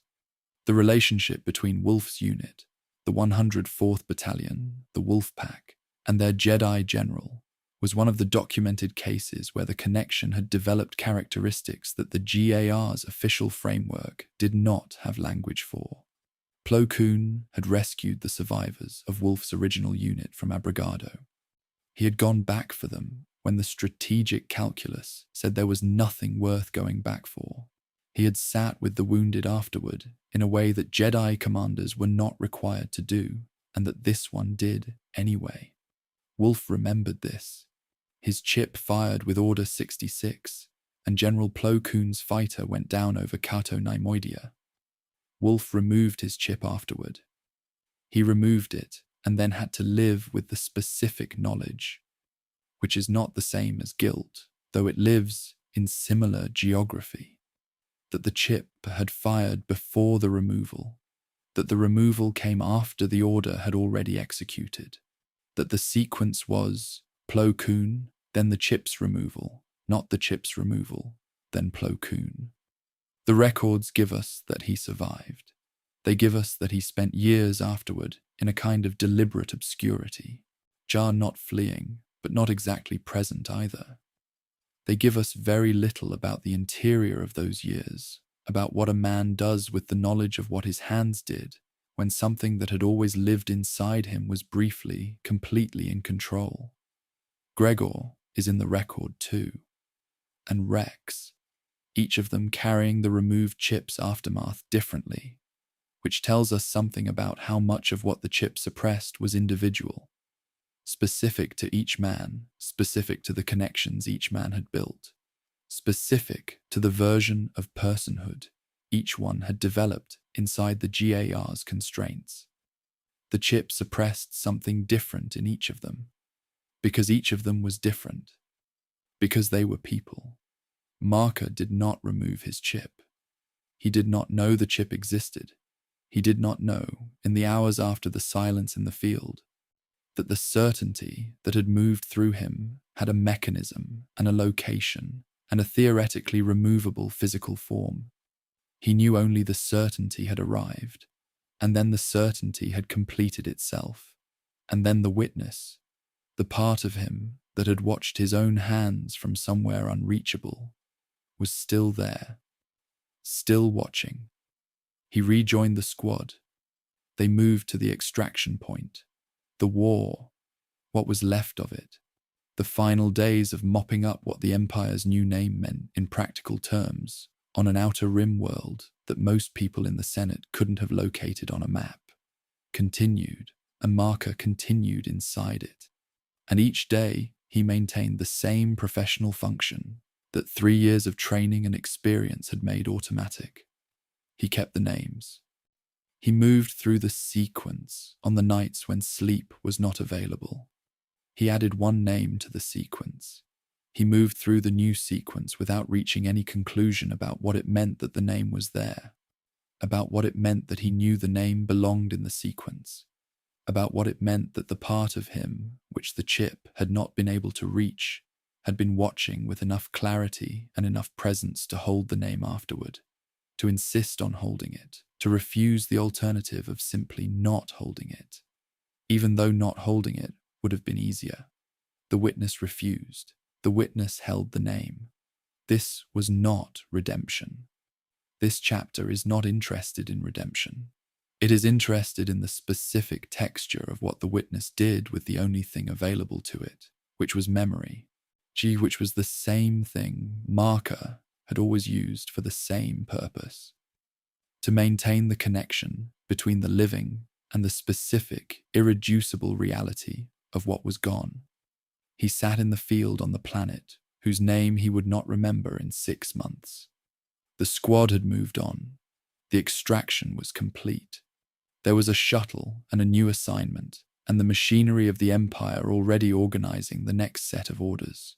He sat for a moment longer than he needed to. The field was quiet in the specific way that fields are quiet after something enormous, not empty, not peaceful, but containing the weight of the enormous thing in the way that all landscapes contain the weather that has recently moved through them, changed by it, still themselves, but changed. He stood. He walked toward the shuttle. He carried the name in the sequence. He did not know whether what he was doing was enough. He did not know whether enough was a category that applied. He kept walking. The Force felt the witness. It felt the chip, and it felt the witness, and it made no distinction between them. It held both with the same patience it held everything. It felt the names in the sequence. It felt the love that the chip had been designed to override and had not been able to reach. It said nothing. It never said anything. But it held the names the way it held everything that had ever been real, without preference, without the need to decide whether holding them was enough. It simply held them, the way the stone of Tython held warmth, from underneath, from the ancient places, from somewhere that had been there before any of this began. She had not been asked. This is where the story begins, not with the leaving, but with the assignment. Ahsoka Tano arrived at the Battle of Christophsis as a surprise, not a gift, not a placement made after careful consideration of temperament and compatibility and the specific needs of the Padawan being assigned. She arrived unannounced, carrying a message from Master Yoda, and introduced herself to Anakin Skywalker as his new Padawan in the specific way that people introduce themselves when they have been told the introduction will not be welcomed and have decided to lead with confidence rather than apology. Anakin had not asked for a Padawan. Ahsoka had not asked to be assigned to someone who had not asked. The Jedi Council, which had its reasons, which always had its reasons, carefully considered, institutionally sound, filtered through centuries of accumulated wisdom about how teaching relationships worked and what they produced, made the decision for both of them and sent Ahsoka to Christophsis and waited to see what would happen. What happened across the years that followed was the most consequential teaching relationship of its era, not because it produced the outcomes the Council intended, because it produced something the Council had not planned for and could not have planned for.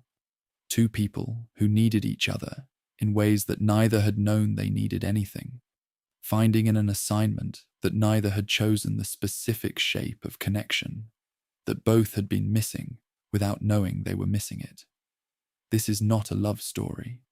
It is more durable than that. It is the story of two people who became, across years of shared combat and shared fear and shared humor and shared grief, the thing that the Jedi Order's official structure was not designed to produce and could not officially sanction: family. Anakin Skywalker was not a natural teacher. The record is honest about this in the specific way that records are honest about things that are simultaneously obvious and significant, by noting it and then moving past it, as if the significance will be understood without emphasis. He was impatient. He had standards that operated intuitively rather than communicably, which meant that he knew when something was wrong before he could explain why, which meant that his corrections arrived faster than his explanations, and his Padawan had to learn to reverse engineer the reasoning from the correction. He was also, underneath the impatience, genuinely invested in her survival in a way that went beyond professional responsibility. This showed in small things, in the quality of attention he gave to her mistakes. Not anger, though it looked like anger, but the specific heightened focus of someone who is frightened by what the mistake could have cost and is expressing the fear in the only register available. In the way he included her in decisions that he could have made unilaterally, that most Jedi Masters would have made unilaterally. She not because he thought her input was strategically necessary, but because the habit of including her had developed faster than his awareness that it was developing. In the way he called her Snips, the nickname carrying underneath its irreverence the specific affection that people express sideways when direct expression is too large for the available container.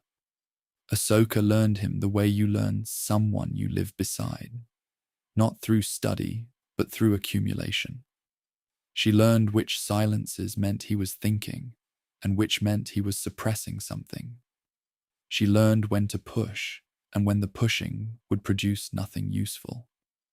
She learned across 3 years of the Clone Wars, in that the person she had been assigned to was carrying something that the Jedi framework he operated inside had never been designed to hold, and that the carrying was changing the shape of the carrier in ways that she could see and he could not.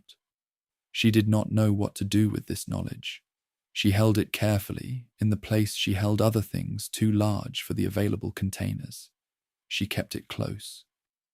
The Jedi Temple bombing happened in the 3rd year of the Clone Wars. 17 workers dead. The hangar deck destroyed. The investigation beginning in the particular way that investigations begin, when the institution being investigated has both the responsibility to investigate and the incentive to find a particular kind of answer, not dishonestly, not with malicious intent, but with the specific, unconscious pressure that institutions apply to any process that touches their own integrity. A suspect was found. Barriss Offee, a Jedi Padawan, someone who had fought beside Ahsoka on Geonosis, who had shared with Ahsoka the specific compressed intimacy of a near-death experience, who had become, in the taxonomy of Ahsoka's relationships, something that did not have a clean category, but which functioned as friendship in the way that wartime friendships function, intense, particular, built on the foundation of having seen each other at the moments when there was nothing left to perform. But before Barriss was found, another suspect was identified. Ahsoka. The evidence was manufactured. The circumstance was constructed. Someone had used Ahsoka's access, her face, her presence in the temple's systems, to create a chain of implication that pointed inward with enough force to make the Council's next step feel, from inside the institution's logic, almost inevitable. They expelled her. They stripped her of her status as a Padawan. They turned her over to the Republic Military Tribunal, to a legal process that was not designed for Jedi, that did not understand the Jedi framework, that would try her as a soldier rather than as a member of an order with its own codes and its own justice, because the order had decided that its own codes and its own justice were insufficient for the scale of what she had allegedly done. Anakin believed her. He was the only one who investigated instead of deliberating. He moved through the investigation the way he moved through combat, with the impatient, intuitive, faster than explanation competence that had always characterized him. And he found the truth before the tribunal could find its verdict. He brought the truth back. The council received it. They welcomed Ahsoka back.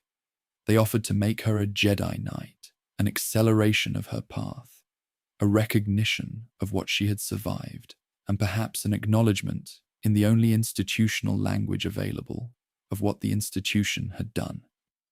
She stood in the council chamber and looked at them, and she said no. The records are brief here, a few lines, a notation. The word departed appearing in the official documentation, with the same administrative neutrality used for transfers and reassignments and all the ordinary movements of people through institutional structures. What the records do not contain: the quality of the air in the council chamber in the moment after she spoke. The Jedi Masters who were present had, each of them, spent decades in the cultivation of equanimity, the practice of receiving whatever arrived without the disturbance of personal reaction, of holding the full range of human experience at a measured distance, of not being moved by what moved ordinary people. This practice was genuine. It was hard-won. It represented in each of them real attainment. And in the moment after Ahsoka said no, it was not enough. What moved through that room was not disruptible by equanimity, because it was not an emotion in the ordinary sense. It was something more structural, the feeling of an institution arriving at the consequence of its own decisions, not abstractly, not as a policy outcome, but in the face of a specific young woman who had trusted it completely and had been given, in return, a demonstration of precisely where the trust ended. She did not deliver this as an accusation. That was the hardest part. She delivered it quietly. She said she needed time. She said she needed to find her place in the Force, outside the walls she had always understood the Force to live inside. She said it the way someone says something they have been holding for days, that has been fully formed for days, that requires no additional preparation, because the preparation happened in the hours when the institution was deliberating, and she was alone with the understanding of what the deliberation meant. She walked out. The doors of the temple closed behind her, with the same sound they made every time they closed. Nothing distinguished the sound from any other closing. Anakin stood in the corridor outside the chamber and watched her go and did not call after her. Not because he had nothing to say, because he understood with the specific comprehension of someone who had also been failed by the institution and had chosen to stay, that calling after her would have been asking her to make his discomfort with her leaving more important than her reasons for leaving. He let her go. Something in him went with her. He did not identify what it was at the time. The white lightsabers require attention. After the temple, after Coruscant, after the months of navigating the galaxy without the structure that had organized her life since she was 3 years old, Ahsoka encountered the sixth brother on Rayada, an inquisitor. She one of the Empire's instruments for hunting what remained of the Jedi, a being whose darkness was not the ancient, complex darkness of someone like Plagueis or Revan, but the simpler and in some ways more complete darkness of someone who had abandoned their own light, not because they were pulled towards something, but because they had been broken until the light was no longer structurally possible. She killed him. With his own lightsaber, through a technique of force-assisted blade seizure that the record notes without fully explaining. And then she did something that has no precise precedent in the documented history of force practice. She took the red crystals from his lightsaber, the crystals that the Sith and Inquisitors bled through a process of dark side saturation.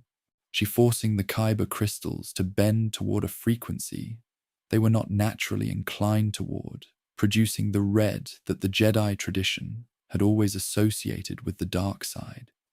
And she healed them. This is the word the canon uses, healed. She poured into the crystals whatever it was she had brought out of the temple and the tribunal, and the months alone, and the grief and the specific kind of love that the Jedi framework had told her was attachment, and which she had recognized in the months without the framework as simply love.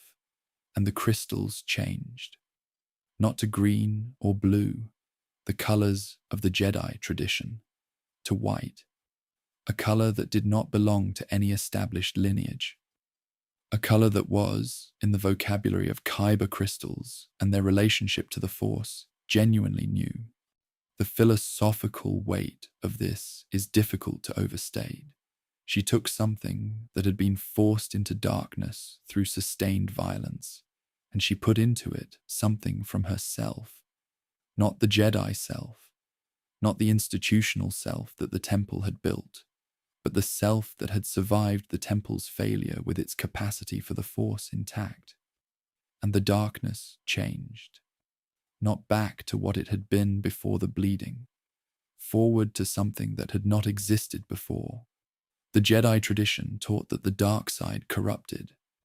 The Sith tradition taught that the dark side was the natural culmination of power. Both traditions, looking at that crystal, would have had to add something to their frameworks. Ahsoka was not working from either framework.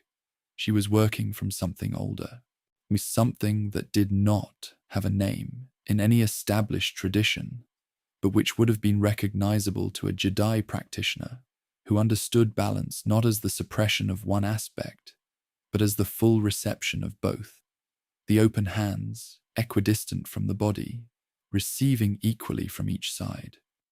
The white crystals were not light side. They were both resolved. The question that the canon has never fully answered is one that the canon may not be capable of answering, because it requires locating a specific absence in a record that documents presences. What did Ahsoka's departure cost the Force? Not the Order. The Order's losses are documented. Its final collapse and the events of Order 66 and the decades of darkness that followed are in the record with enough specificity to be studied and mourned. Not Anakin. His path after Ahsoka's departure is the most documented arc in this entire era. Its every stage visible and its every cost accounted for. What did it cost the Force itself? The question sounds metaphorical. It is not intended as metaphor. The Force, as the Jedi understood it, and as the Mortis theology suggests, and as the canonical behavior of Force-sensitive beings across centuries consistently implies, is not indifferent to the presence and absence of specific individuals in the way a reservoir is indifferent to whether a particular drop of water is present. It responds. It registers. It holds, with the same completeness, it holds everything, the specific signature of each being who moves within it. Ahsoka Tano had a specific signature. It was not Jedi. Not by the time she left, perhaps not fully even before. It was something that had been shaped by Jedi training and Jedi loss, and 3 years of a teaching relationship that the Jedi framework could not officially sanction, and then further shaped by the months alone, and the sixth brother, and the white crystals, and the specific decision to continue serving the Force without asking the Force to organize itself into an institution before she would agree to serve it. Her signature was, in the vocabulary of Force balance, that the Jedi had understood most clearly, closer to center than almost any other practitioner of her era. Not perfect, not the twin moons equally bright, the Force breathing its regular rhythm, the certainty of the aligned night, but closer than the Jedi who had drifted, and closer than the Sith who had drifted further in the opposite direction.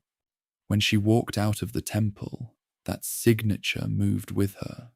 The temple had less of it. Anakin Skywalker, who had needed her without knowing he needed her, had less of it. The record does not draw a direct line between her absence and his fall. The record is too honest for that.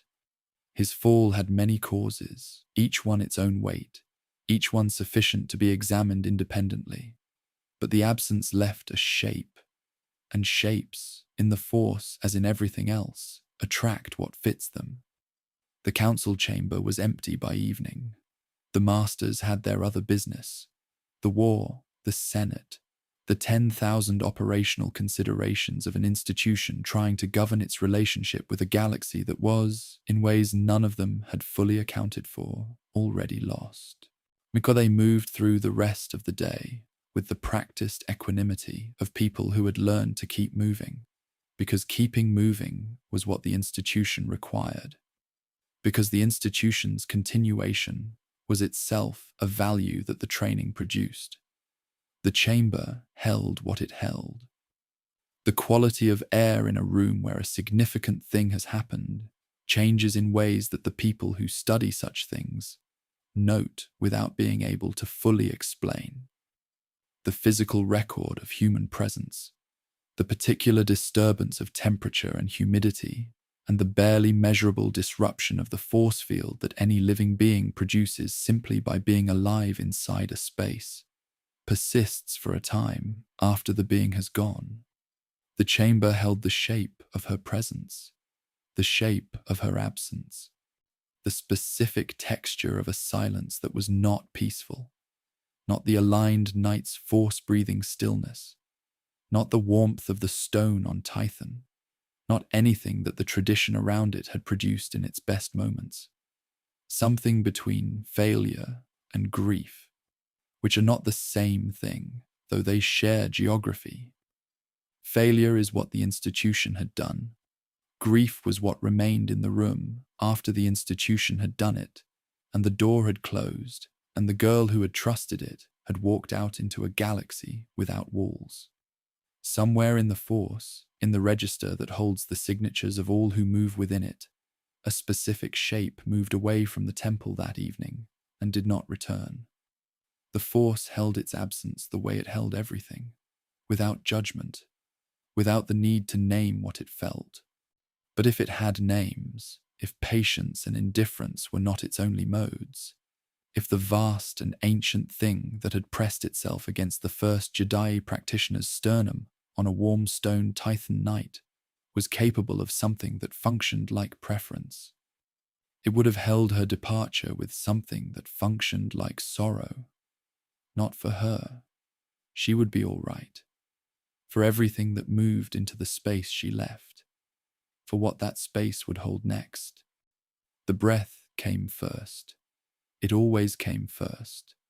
Before awareness, before the specific weight of the armor settling into its operational parameters, before the day organized itself into its demands, the breath arrived.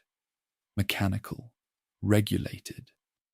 The same rhythm it had maintained for 19 years without variation, without the organic irregularity that breathing had once had, the way it had once changed with emotion, quickening with excitement or grief, or the specific physical response to Padmé's presence in a room before he had seen her, only felt her, the breath already knowing what the mind was still processing. That breath was gone. This breath was a system. It did not quicken. It did not catch. It moved in and out of the suit's respiratory apparatus with the engineered precision of something designed to keep a specific biological remnant functional. And it had done this for 19 years, and it would do it for as long as the biology it was sustaining continued to require sustaining. Darth Vader woke on the Death Star to the sound of it, as he woke every morning, as he would wake every morning that remained. The Death Star had taken 19 years to build. This is a number that appears in the record as a logistical fact. The timeline of construction, the resource allocation, the engineering challenges of a project at a scale that had no precedent in galactic history. It appears alongside other numbers. The diameter, the crew complement, the yield of the super laser, the projected deterrent effect on systems considering rebellion against imperial authority. The numbers are accurate. They do not contain the other thing that 19 years means, which is this.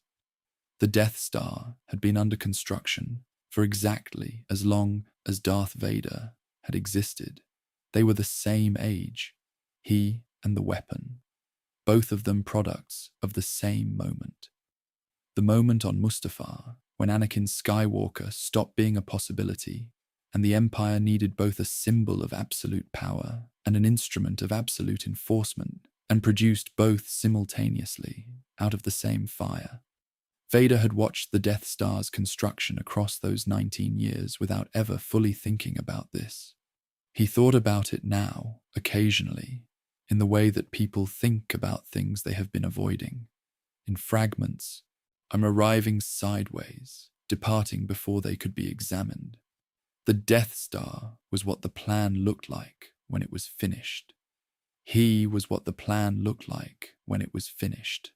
Both of them enormous. Both of them absolute in their function.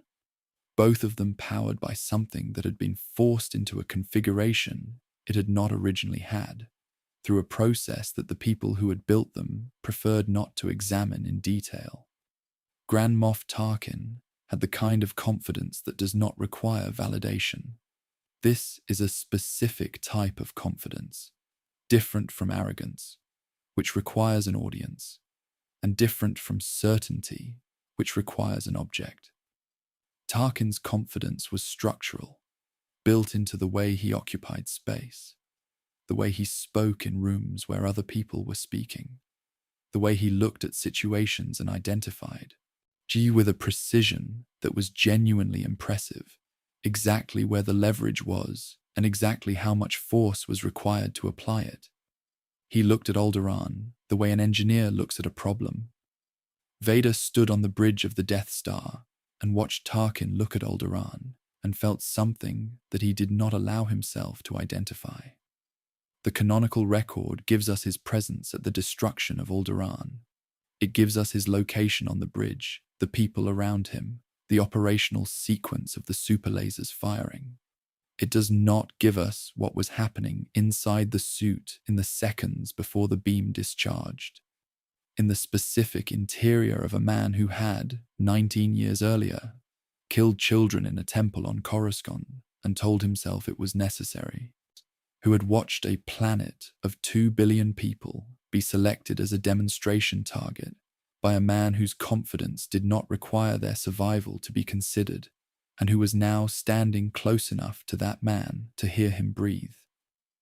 What the record gives us, instead, is what Vader did not do. He did not object. He did not intervene.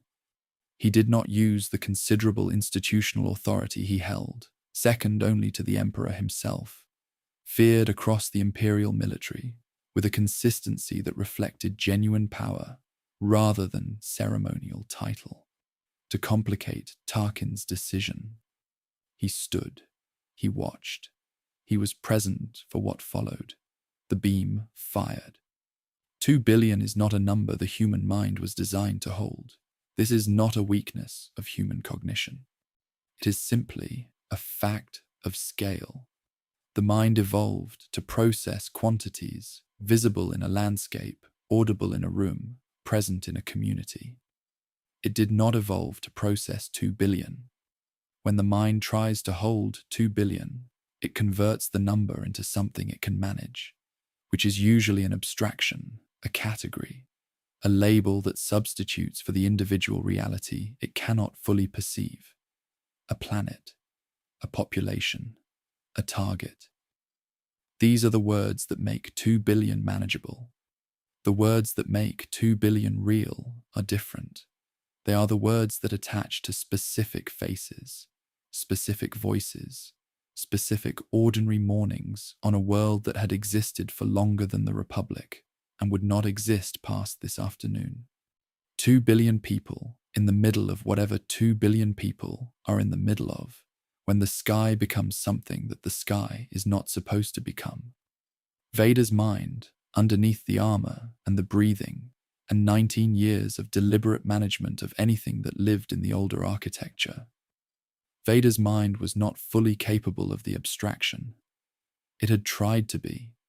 It had developed considerable facility with the management of what arrived when the abstraction failed, with the routing of those arrivals into the place where managed things were stored, where they did not interfere with function, where they waited in the way that managed things wait, patient, unchanging, accumulating without announcement.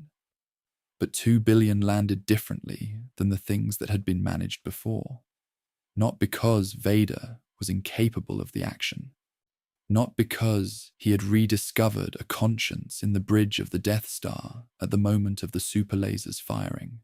He had done things across 19 years that had required the same management on smaller scales, and the management had held. 2 billion landed differently because of the silence it produced. Not the silence in space. Space is always silent. The super lasers discharge visible but not audible across vacuum. The destruction enormous and completely quiet in the way that all enormous space events are quiet. The silence inside the suit. The silence in the place where the managed things were stored, which had always had, underneath the management, some quality of presence, some ambient warmth of everything that had been placed there, everything that had been redirected and contained.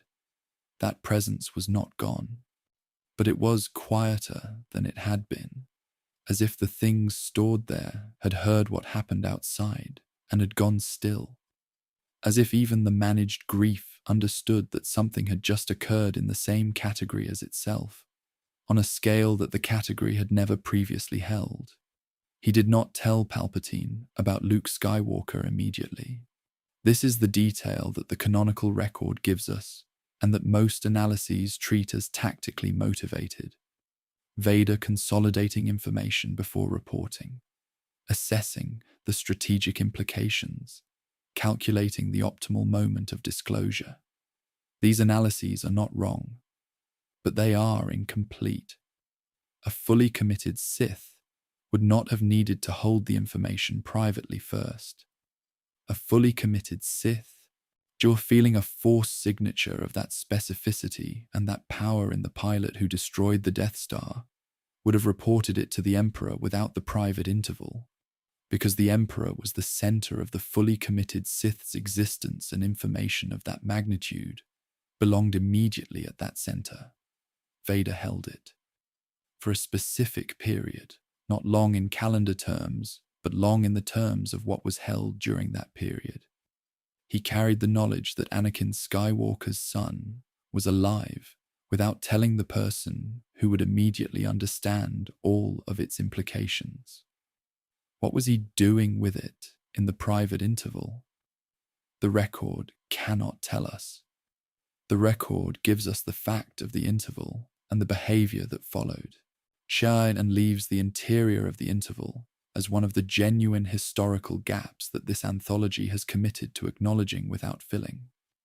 But we can observe what the interval produced, not in strategic terms, in the terms of what it means when a person who has spent 19 years rooting everything significant to an external authority suddenly holds something close without rooting it.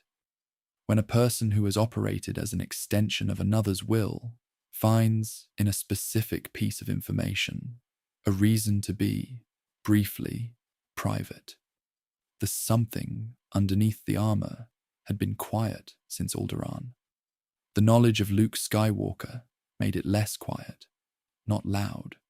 Not the way it had been loud before the management existed, before the armor, before 19 years of practice at containing what could not be removed, but less quiet than 2 billion had left it. The something heard the name and recognized a shape it had not expected to encounter. A shape that belonged to things stored a very long time ago. Things that had a face. Obi-Wan Kenobi was on the Death Star. The Force told Vader before any censor did.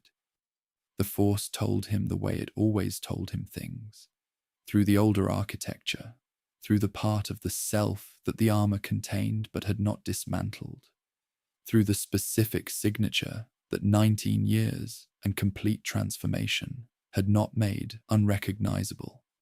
He knew Obi-Wan was on the Death Star before he found him, and he felt in the knowing something that he had managed so long it had become architectural, part of the load-bearing structure of who he was, rather than something separate from it. Grief. Not the grief of the moment, not fresh. The grief of 19 years of a specific absence. The absence of the person who had known him most completely, and had still failed him, or whom he had failed, or both. In the way that the most significant failures are always mutual, and always more complicated than blame can reach. He walked toward that grief with the full weight of the suit, and the full weight of the armor, and the full weight of 19 years of management. He found Obi-Wan in the corridor, old, changed in the specific way that 19 years of exile changes someone who had already been past middle age when the exile began, but present in the Force with the same signature, the same quality of calm, of centeredness, of the living Force moving through him with a naturalness that Vader had spent 19 years trying not to remember was possible. "I've been waiting for you, Obi-Wan." The words carried more than they said. The canonical record gives us the duel, spare, slow by the standards of what both men had once been capable of. carrying in its pacing the weight of everything that the years had done, and the fact that neither of them was fighting to win in any ordinary sense. Obi-Wan moved with the patience of someone who had already arrived somewhere and was simply waiting for the next thing. Vader moved with the controlled precision of someone who was not going to permit himself to feel what this corridor felt like. Obi-Wan looked past Vader's shoulder at something Vader could not see. He smiled. He lowered his blade. The suit's respiratory system recorded in its operational data a deviation from baseline in the moment that followed. A fractional irregularity, a single breath that did not quite complete its cycle at the regulated rate. The system corrected it. The system always corrected it.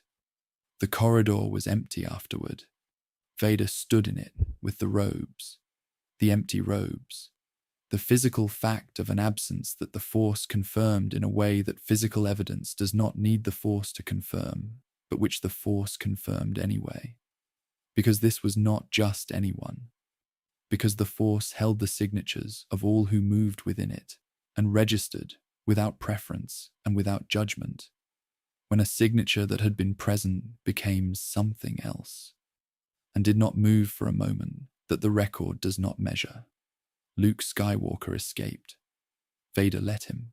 In this is the reading that the evidence supports, examined without the assumption that Vader's capabilities in this period were diminished. He was not outmaneuvered in the corridors of the Death Star by a pilot with 3 weeks of formal rebel training. He was not delayed by logistical accident. He was present, he was informed, and Luke Skywalker escaped. What Vader told himself about this, in the moment and in the hours after, the record cannot give us. It gives us what came next. The walk. The long corridor of the Death Star in the battle's aftermath. His footsteps, the only sound, the deliberate, weighted sound of the suit, moving through the space it occupied, with the same comprehensive presence it brought to every space. The sound that hallways full of Imperial officers responded to by finding reasons to be elsewhere.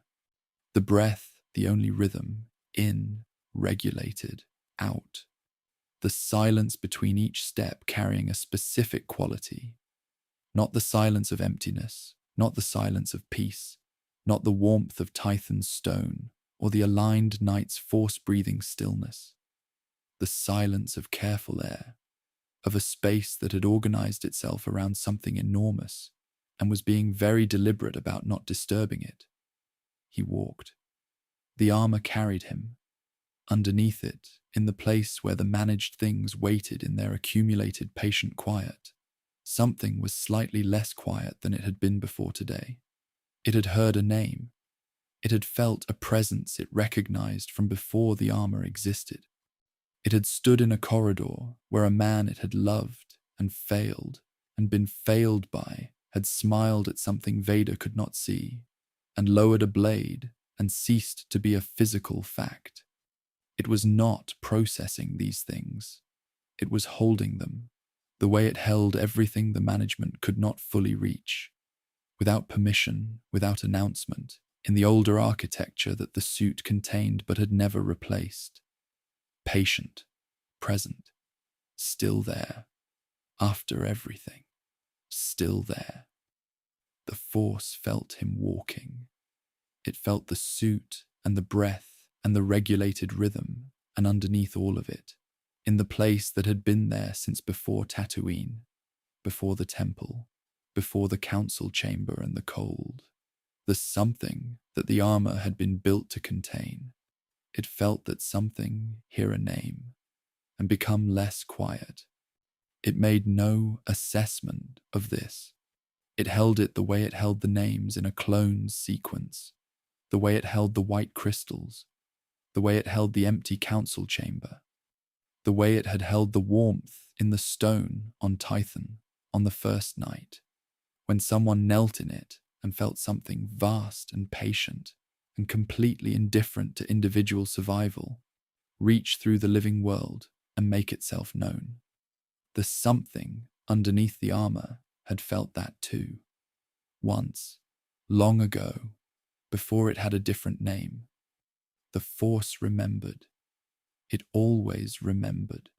The signal had been waiting for a very long time, not broadcasting continuously. The canonical record is specific about this, in the way it is specific about very few things involving Mortis. The signal had been dormant, waiting in the particular way that things wait when they are not waiting for a specific arrival, but for a specific kind of arrival. The way a lock waits not for a particular hand, but for a particular key, indifferent to the passage of time between one and the other, incapable of impatience because impatience requires the experience of duration, and the signal existed outside the mechanisms that produce that experience. It activated when Anakin Skywalker's shuttle entered the correct region of space, not when Obi-Wan entered it, not when Ahsoka entered it. When Anakin did, when the Force signature that the signal had been calibrated to recognize came within range of whatever the signal actually was, which the record declines to fully explain, and which this chapter will not pretend to explain where the record does not. The shuttle followed the signal into a region of space that should not have contained what it contained. And then they were somewhere else. The question of what Mortis is has occupied Force scholars across multiple eras without producing consensus. This is not for lack of seriousness. The scholars who have engaged most deeply with the Mortis records, the Clone Wars documentation, the accounts of the three travelers, the fragmentary references in pre-Republic Jedi texts that may or may not describe the same location under different names, have brought genuine rigor to the question. They have produced frameworks, hypotheses, careful taxonomies of what Mortis might be within the established understanding of the Force. None of the frameworks are satisfying, not because they are wrong exactly, because the question resists the kind of answer that frameworks produce. Mortis is not a place that fits inside the available categories. It is not a Force nexus in the ordinary sense. Nexuses amplify the Force in localized regions. They do not create environments where physical law operates by different parameters. It is not a vergence in the Force, which produces heightened sensitivity and connection without altering the fundamental rules of the space it occupies. It is not a vision or a Force illusion, because the three travelers returned from it with physical evidence of what had occurred. Ahsoka bearing the marks of what the Son had done to her.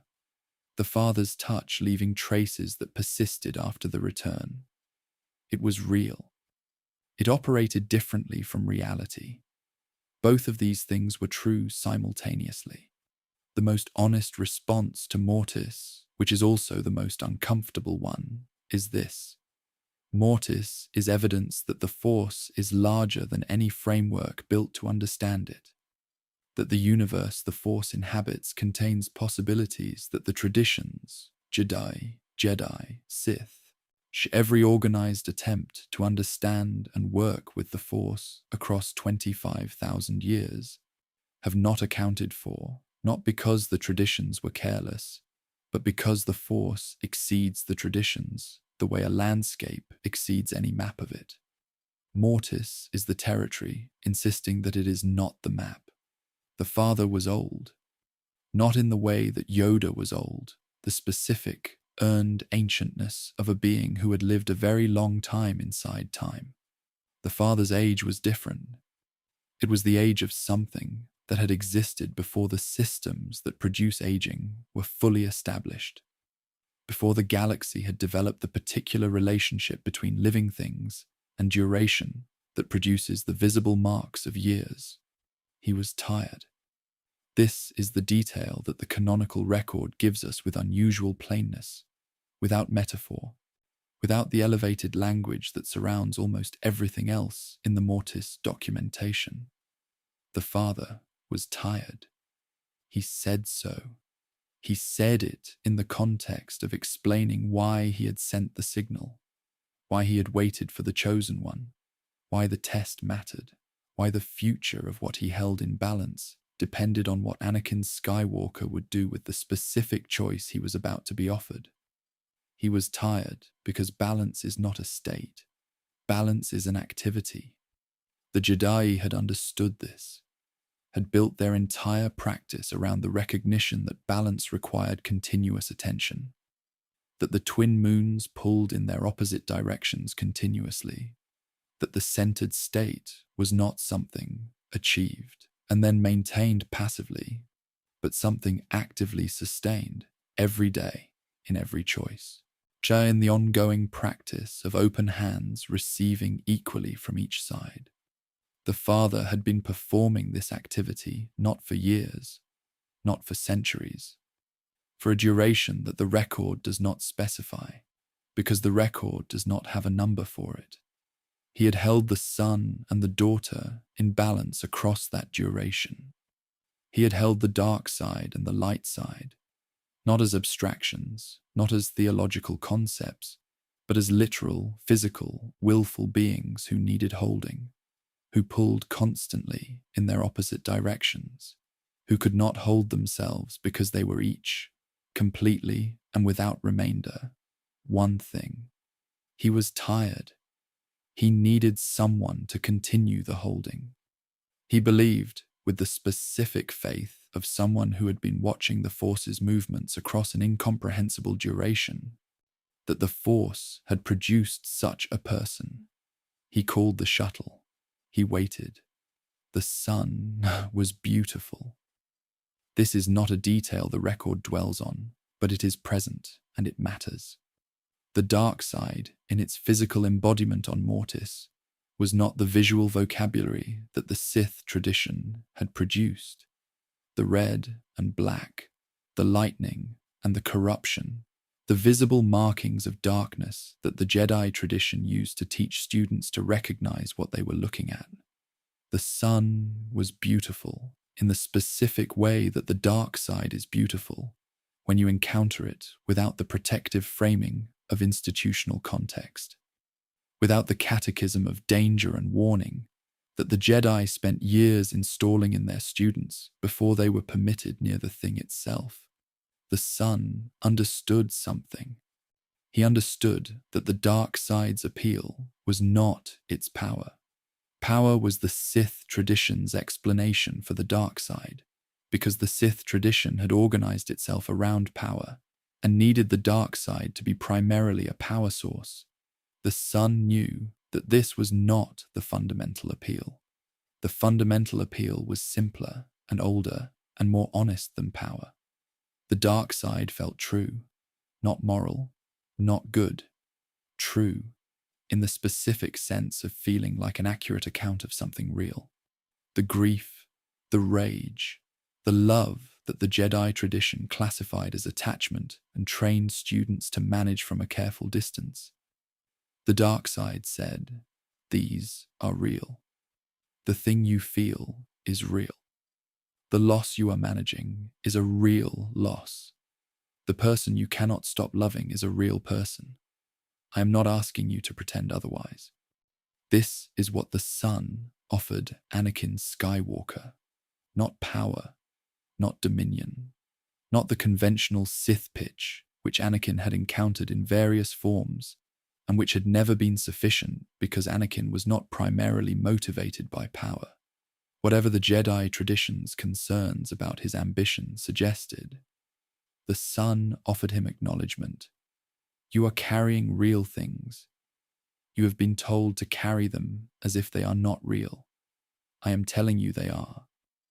The vision arrived before the offer. This is the sequence the canonical record establishes, and the sequence matters.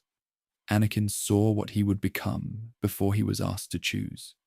The sun showed him the fall, the suit, the Death Star, Padme, Luke, Leia, the entire arc of what was coming, compressed into a Force vision with the specific quality of Force visions, which is that they arrive with a certainty that ordinary imagination cannot produce. Anakin saw Darth Vader.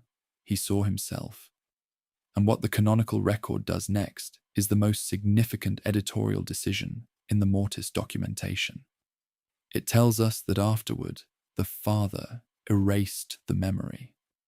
The Father, who had presented the test, who needed Anakin to make an informed choice about the balance he was being asked to hold, erased Anakin's memory of what the Son had shown him, and returned the three travelers to their shuttle, and sent them back to the galaxy they had come from. The official reason offered within the narrative is mercy, that carrying the knowledge of your own fall without the ability to change it would be a cruelty beyond what the test required. That the Father, who was tired and old and genuinely sorrowful, in the specific way of someone who has watched the Force move toward outcomes they did not choose and could not prevent, could not send Anakin back into his life carrying that weight without some kindness being offered in exchange for what the visit had cost. This reading is available. It is also incomplete. The thing about a Force vision is that it does not live only in the mind. Revan knew this without knowing it. The rebuilt Revan had moved through places the original Revan had been, and felt the grief in the body before the mind had any record to attach it to. The body holds what the mind releases. The older architecture retains what the editorial intervention removes. Anakin Skywalker left Mortis without the memory of what he had seen. He did not leave without what the seeing had done to him. A Force vision of the magnitude the Son produced. A vision showing the entire arc of a life, the specific physical and emotional reality of what was coming, delivered with the Force's characteristic certainty rather than the uncertainty of ordinary imagination, does not merely inform. It establishes. It creates in the tissue of the self that receives it a familiarity with the future that the self is not aware of having, but that shapes response nonetheless. The body that returns from a vision like that is not the same body. It has been inside the future. It has felt the texture of choices not yet made. It has experienced, in the register that precedes language and categorization, the emotional reality of things that have not yet occurred. And then the memory was taken, but the familiarity remained. This is the question that the canon raises without answering, and that this chapter acknowledges without resolving. Whether Anakin Skywalker's choices in the years between Mortis and Mustafar were choices in the full sense, made from a position of genuine openness to multiple outcomes, or whether they were made by a person whose body had already been inside one outcome, who moved toward it with the specific ease of someone walking a road they do not remember having walked before, but whose turns their feet already know. Whether the Father's mercy was mercy, or whether it was the removal of the only thing that might have made a difference. The daughter died on Mortis. This is in the record and requires sitting with, because the daughter's death is the Mortis arc's least examined consequence, and perhaps its most significant one. The daughter embodied the light side, not the Jedi tradition's version of the light side, the careful, institutional, attachment-managed, doctrine-organized version that had developed across millennia of organized practice. The light side itself, physical and complete, and without the modifications that tradition imposes on the things it tries to transmit. She died so that Ahsoka Tano could live. The father used the last of the daughter's life force to restore Ahsoka, who the son had killed, and in doing so, transferred something of the daughter into Ahsoka. Not completely, not in a way that transformed Ahsoka into something other than herself, but the transfer was real. And its effects were documented across Ahsoka's subsequent life in the specific quality of her connection to the Force, the unusual clarity of it, the way it operated outside the expected parameters of trained Jedi ability. The white crystals that suggested a relationship to the Force that was simultaneously trained and something else. The light side, in its physical form, chose to end itself to preserve a specific person, not the chosen one, not the person the test was designed to evaluate, the Padawan, the young woman who had come along because her master had been called, who had no role in the test's design and no significance in its intended outcome, who was simply present and therefore vulnerable when the son demonstrated what he was capable of. The daughter did not calculate. She gave what she had to the person who needed it, in the only currency available, completely. This is perhaps the most accurate portrait of the light side that the canonical record contains. Not the Jedi Council's deliberations, not the generations of doctrine, not the architecture of an institution that had, by the Clone Wars era, drifted considerably from the thing it was built to transmit. The daughter ending herself for a Padawan who had simply been in the wrong place, with no strategic calculation and no institutional framework and no doctrine to consult. Just the giving, just the complete and total orientation toward the preservation of another living thing at the cost of the self that had done the orienting. The three travelers returned to the shuttle, so they sat in the specific configuration that people sit in when they have been somewhere that exceeds their available processing capacity, not quite looking at each other, not quite looking away, occupying the same physical space without the ordinary social navigation that shared space requires, because the ordinary social navigation had been suspended by the weight of what they were each carrying. Obi-Wan had been inside a place where the Force had taken physical form, where the entities he had spent his life believing in as qualities had looked back at him with specific faces. He had been tested and found. Not wanting, not adequate either. Simply found, located, observed, returned without having been what the test required. He did not know what to do with this, and his face showed nothing, which was the most honest response available to him. Ahsoka had died on Mortis and come back. The record gives us the fact of this without giving us the interior of it, the specific quality of the experience of being the person whose death and return the daughter's sacrifice had made possible. Ahsoka had been restored to life, carrying something she had not carried before. She could not name it. She would not be able to name it for years. It would eventually show in white crystals and the specific quality of a Force connection that belonged to no established tradition. She sat quietly. She was 16 years old. Anakin sat in the front and flew the shuttle and did not remember what he had seen on Mortis, but his hands on the shuttle's controls were slightly different than they had been before. Not visibly, no one watching would have noted anything. The difference was interior in the specific way that the most significant differences are always interior. The hands that had seen in a Force vision that had been taken from his conscious memory, exactly what they would eventually do. Those hands flew the shuttle. They knew the way home. They had always known. The silence in the shuttle was the kind that fills with everything that cannot be spoken, not uncomfortable, beyond discomfort, into something larger, into the territory where discomfort has been left behind, because what is present exceeds the register that discomfort occupies. The three of them breathed in it. The shuttle moved through real space, which operated by the rules that real space operates by, which was itself a kind of information.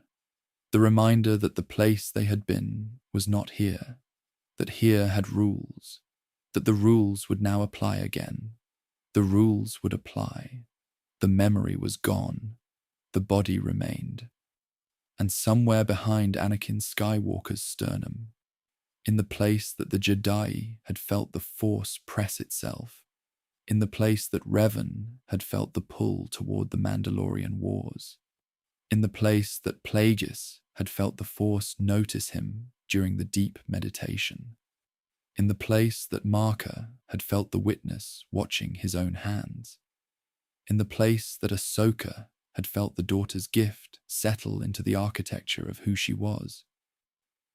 Something had rearranged itself, not toward darkness, not yet, toward inevitability, the specific interior quality of a person who has been inside the future and returned to the present with the future already in them, unknowingly, the way a traveler carries the soil of a foreign country on their boots without knowing they are carrying it. He flew toward home. The Force felt him flying. It held what it held. It knew what was in him. It said nothing. The Mortis gods were not gods. They were what the Force looks like when it stops moving through living things and starts being looked at directly. Most living things are not built for that. The test was not whether Anakin would pass. The test was whether the Force's understanding of what was coming could be altered by what Anakin chose. The Father erased the memory because the memory was not the point. The point was the choosing. And what the choosing revealed was this, that the Force had not sent the signal for Anakin. It had sent the signal because of Anakin, because of what was already in him, because the balance that was coming would require exactly the kind of loss that only exactly this person was positioned to cause and to end. The daughter knew. She gave everything she had to the girl who would carry something forward, because some things need to survive what is coming, and she chose which things, quietly, completely, without asking the Force's permission, which is perhaps the most faithful act in the entire record.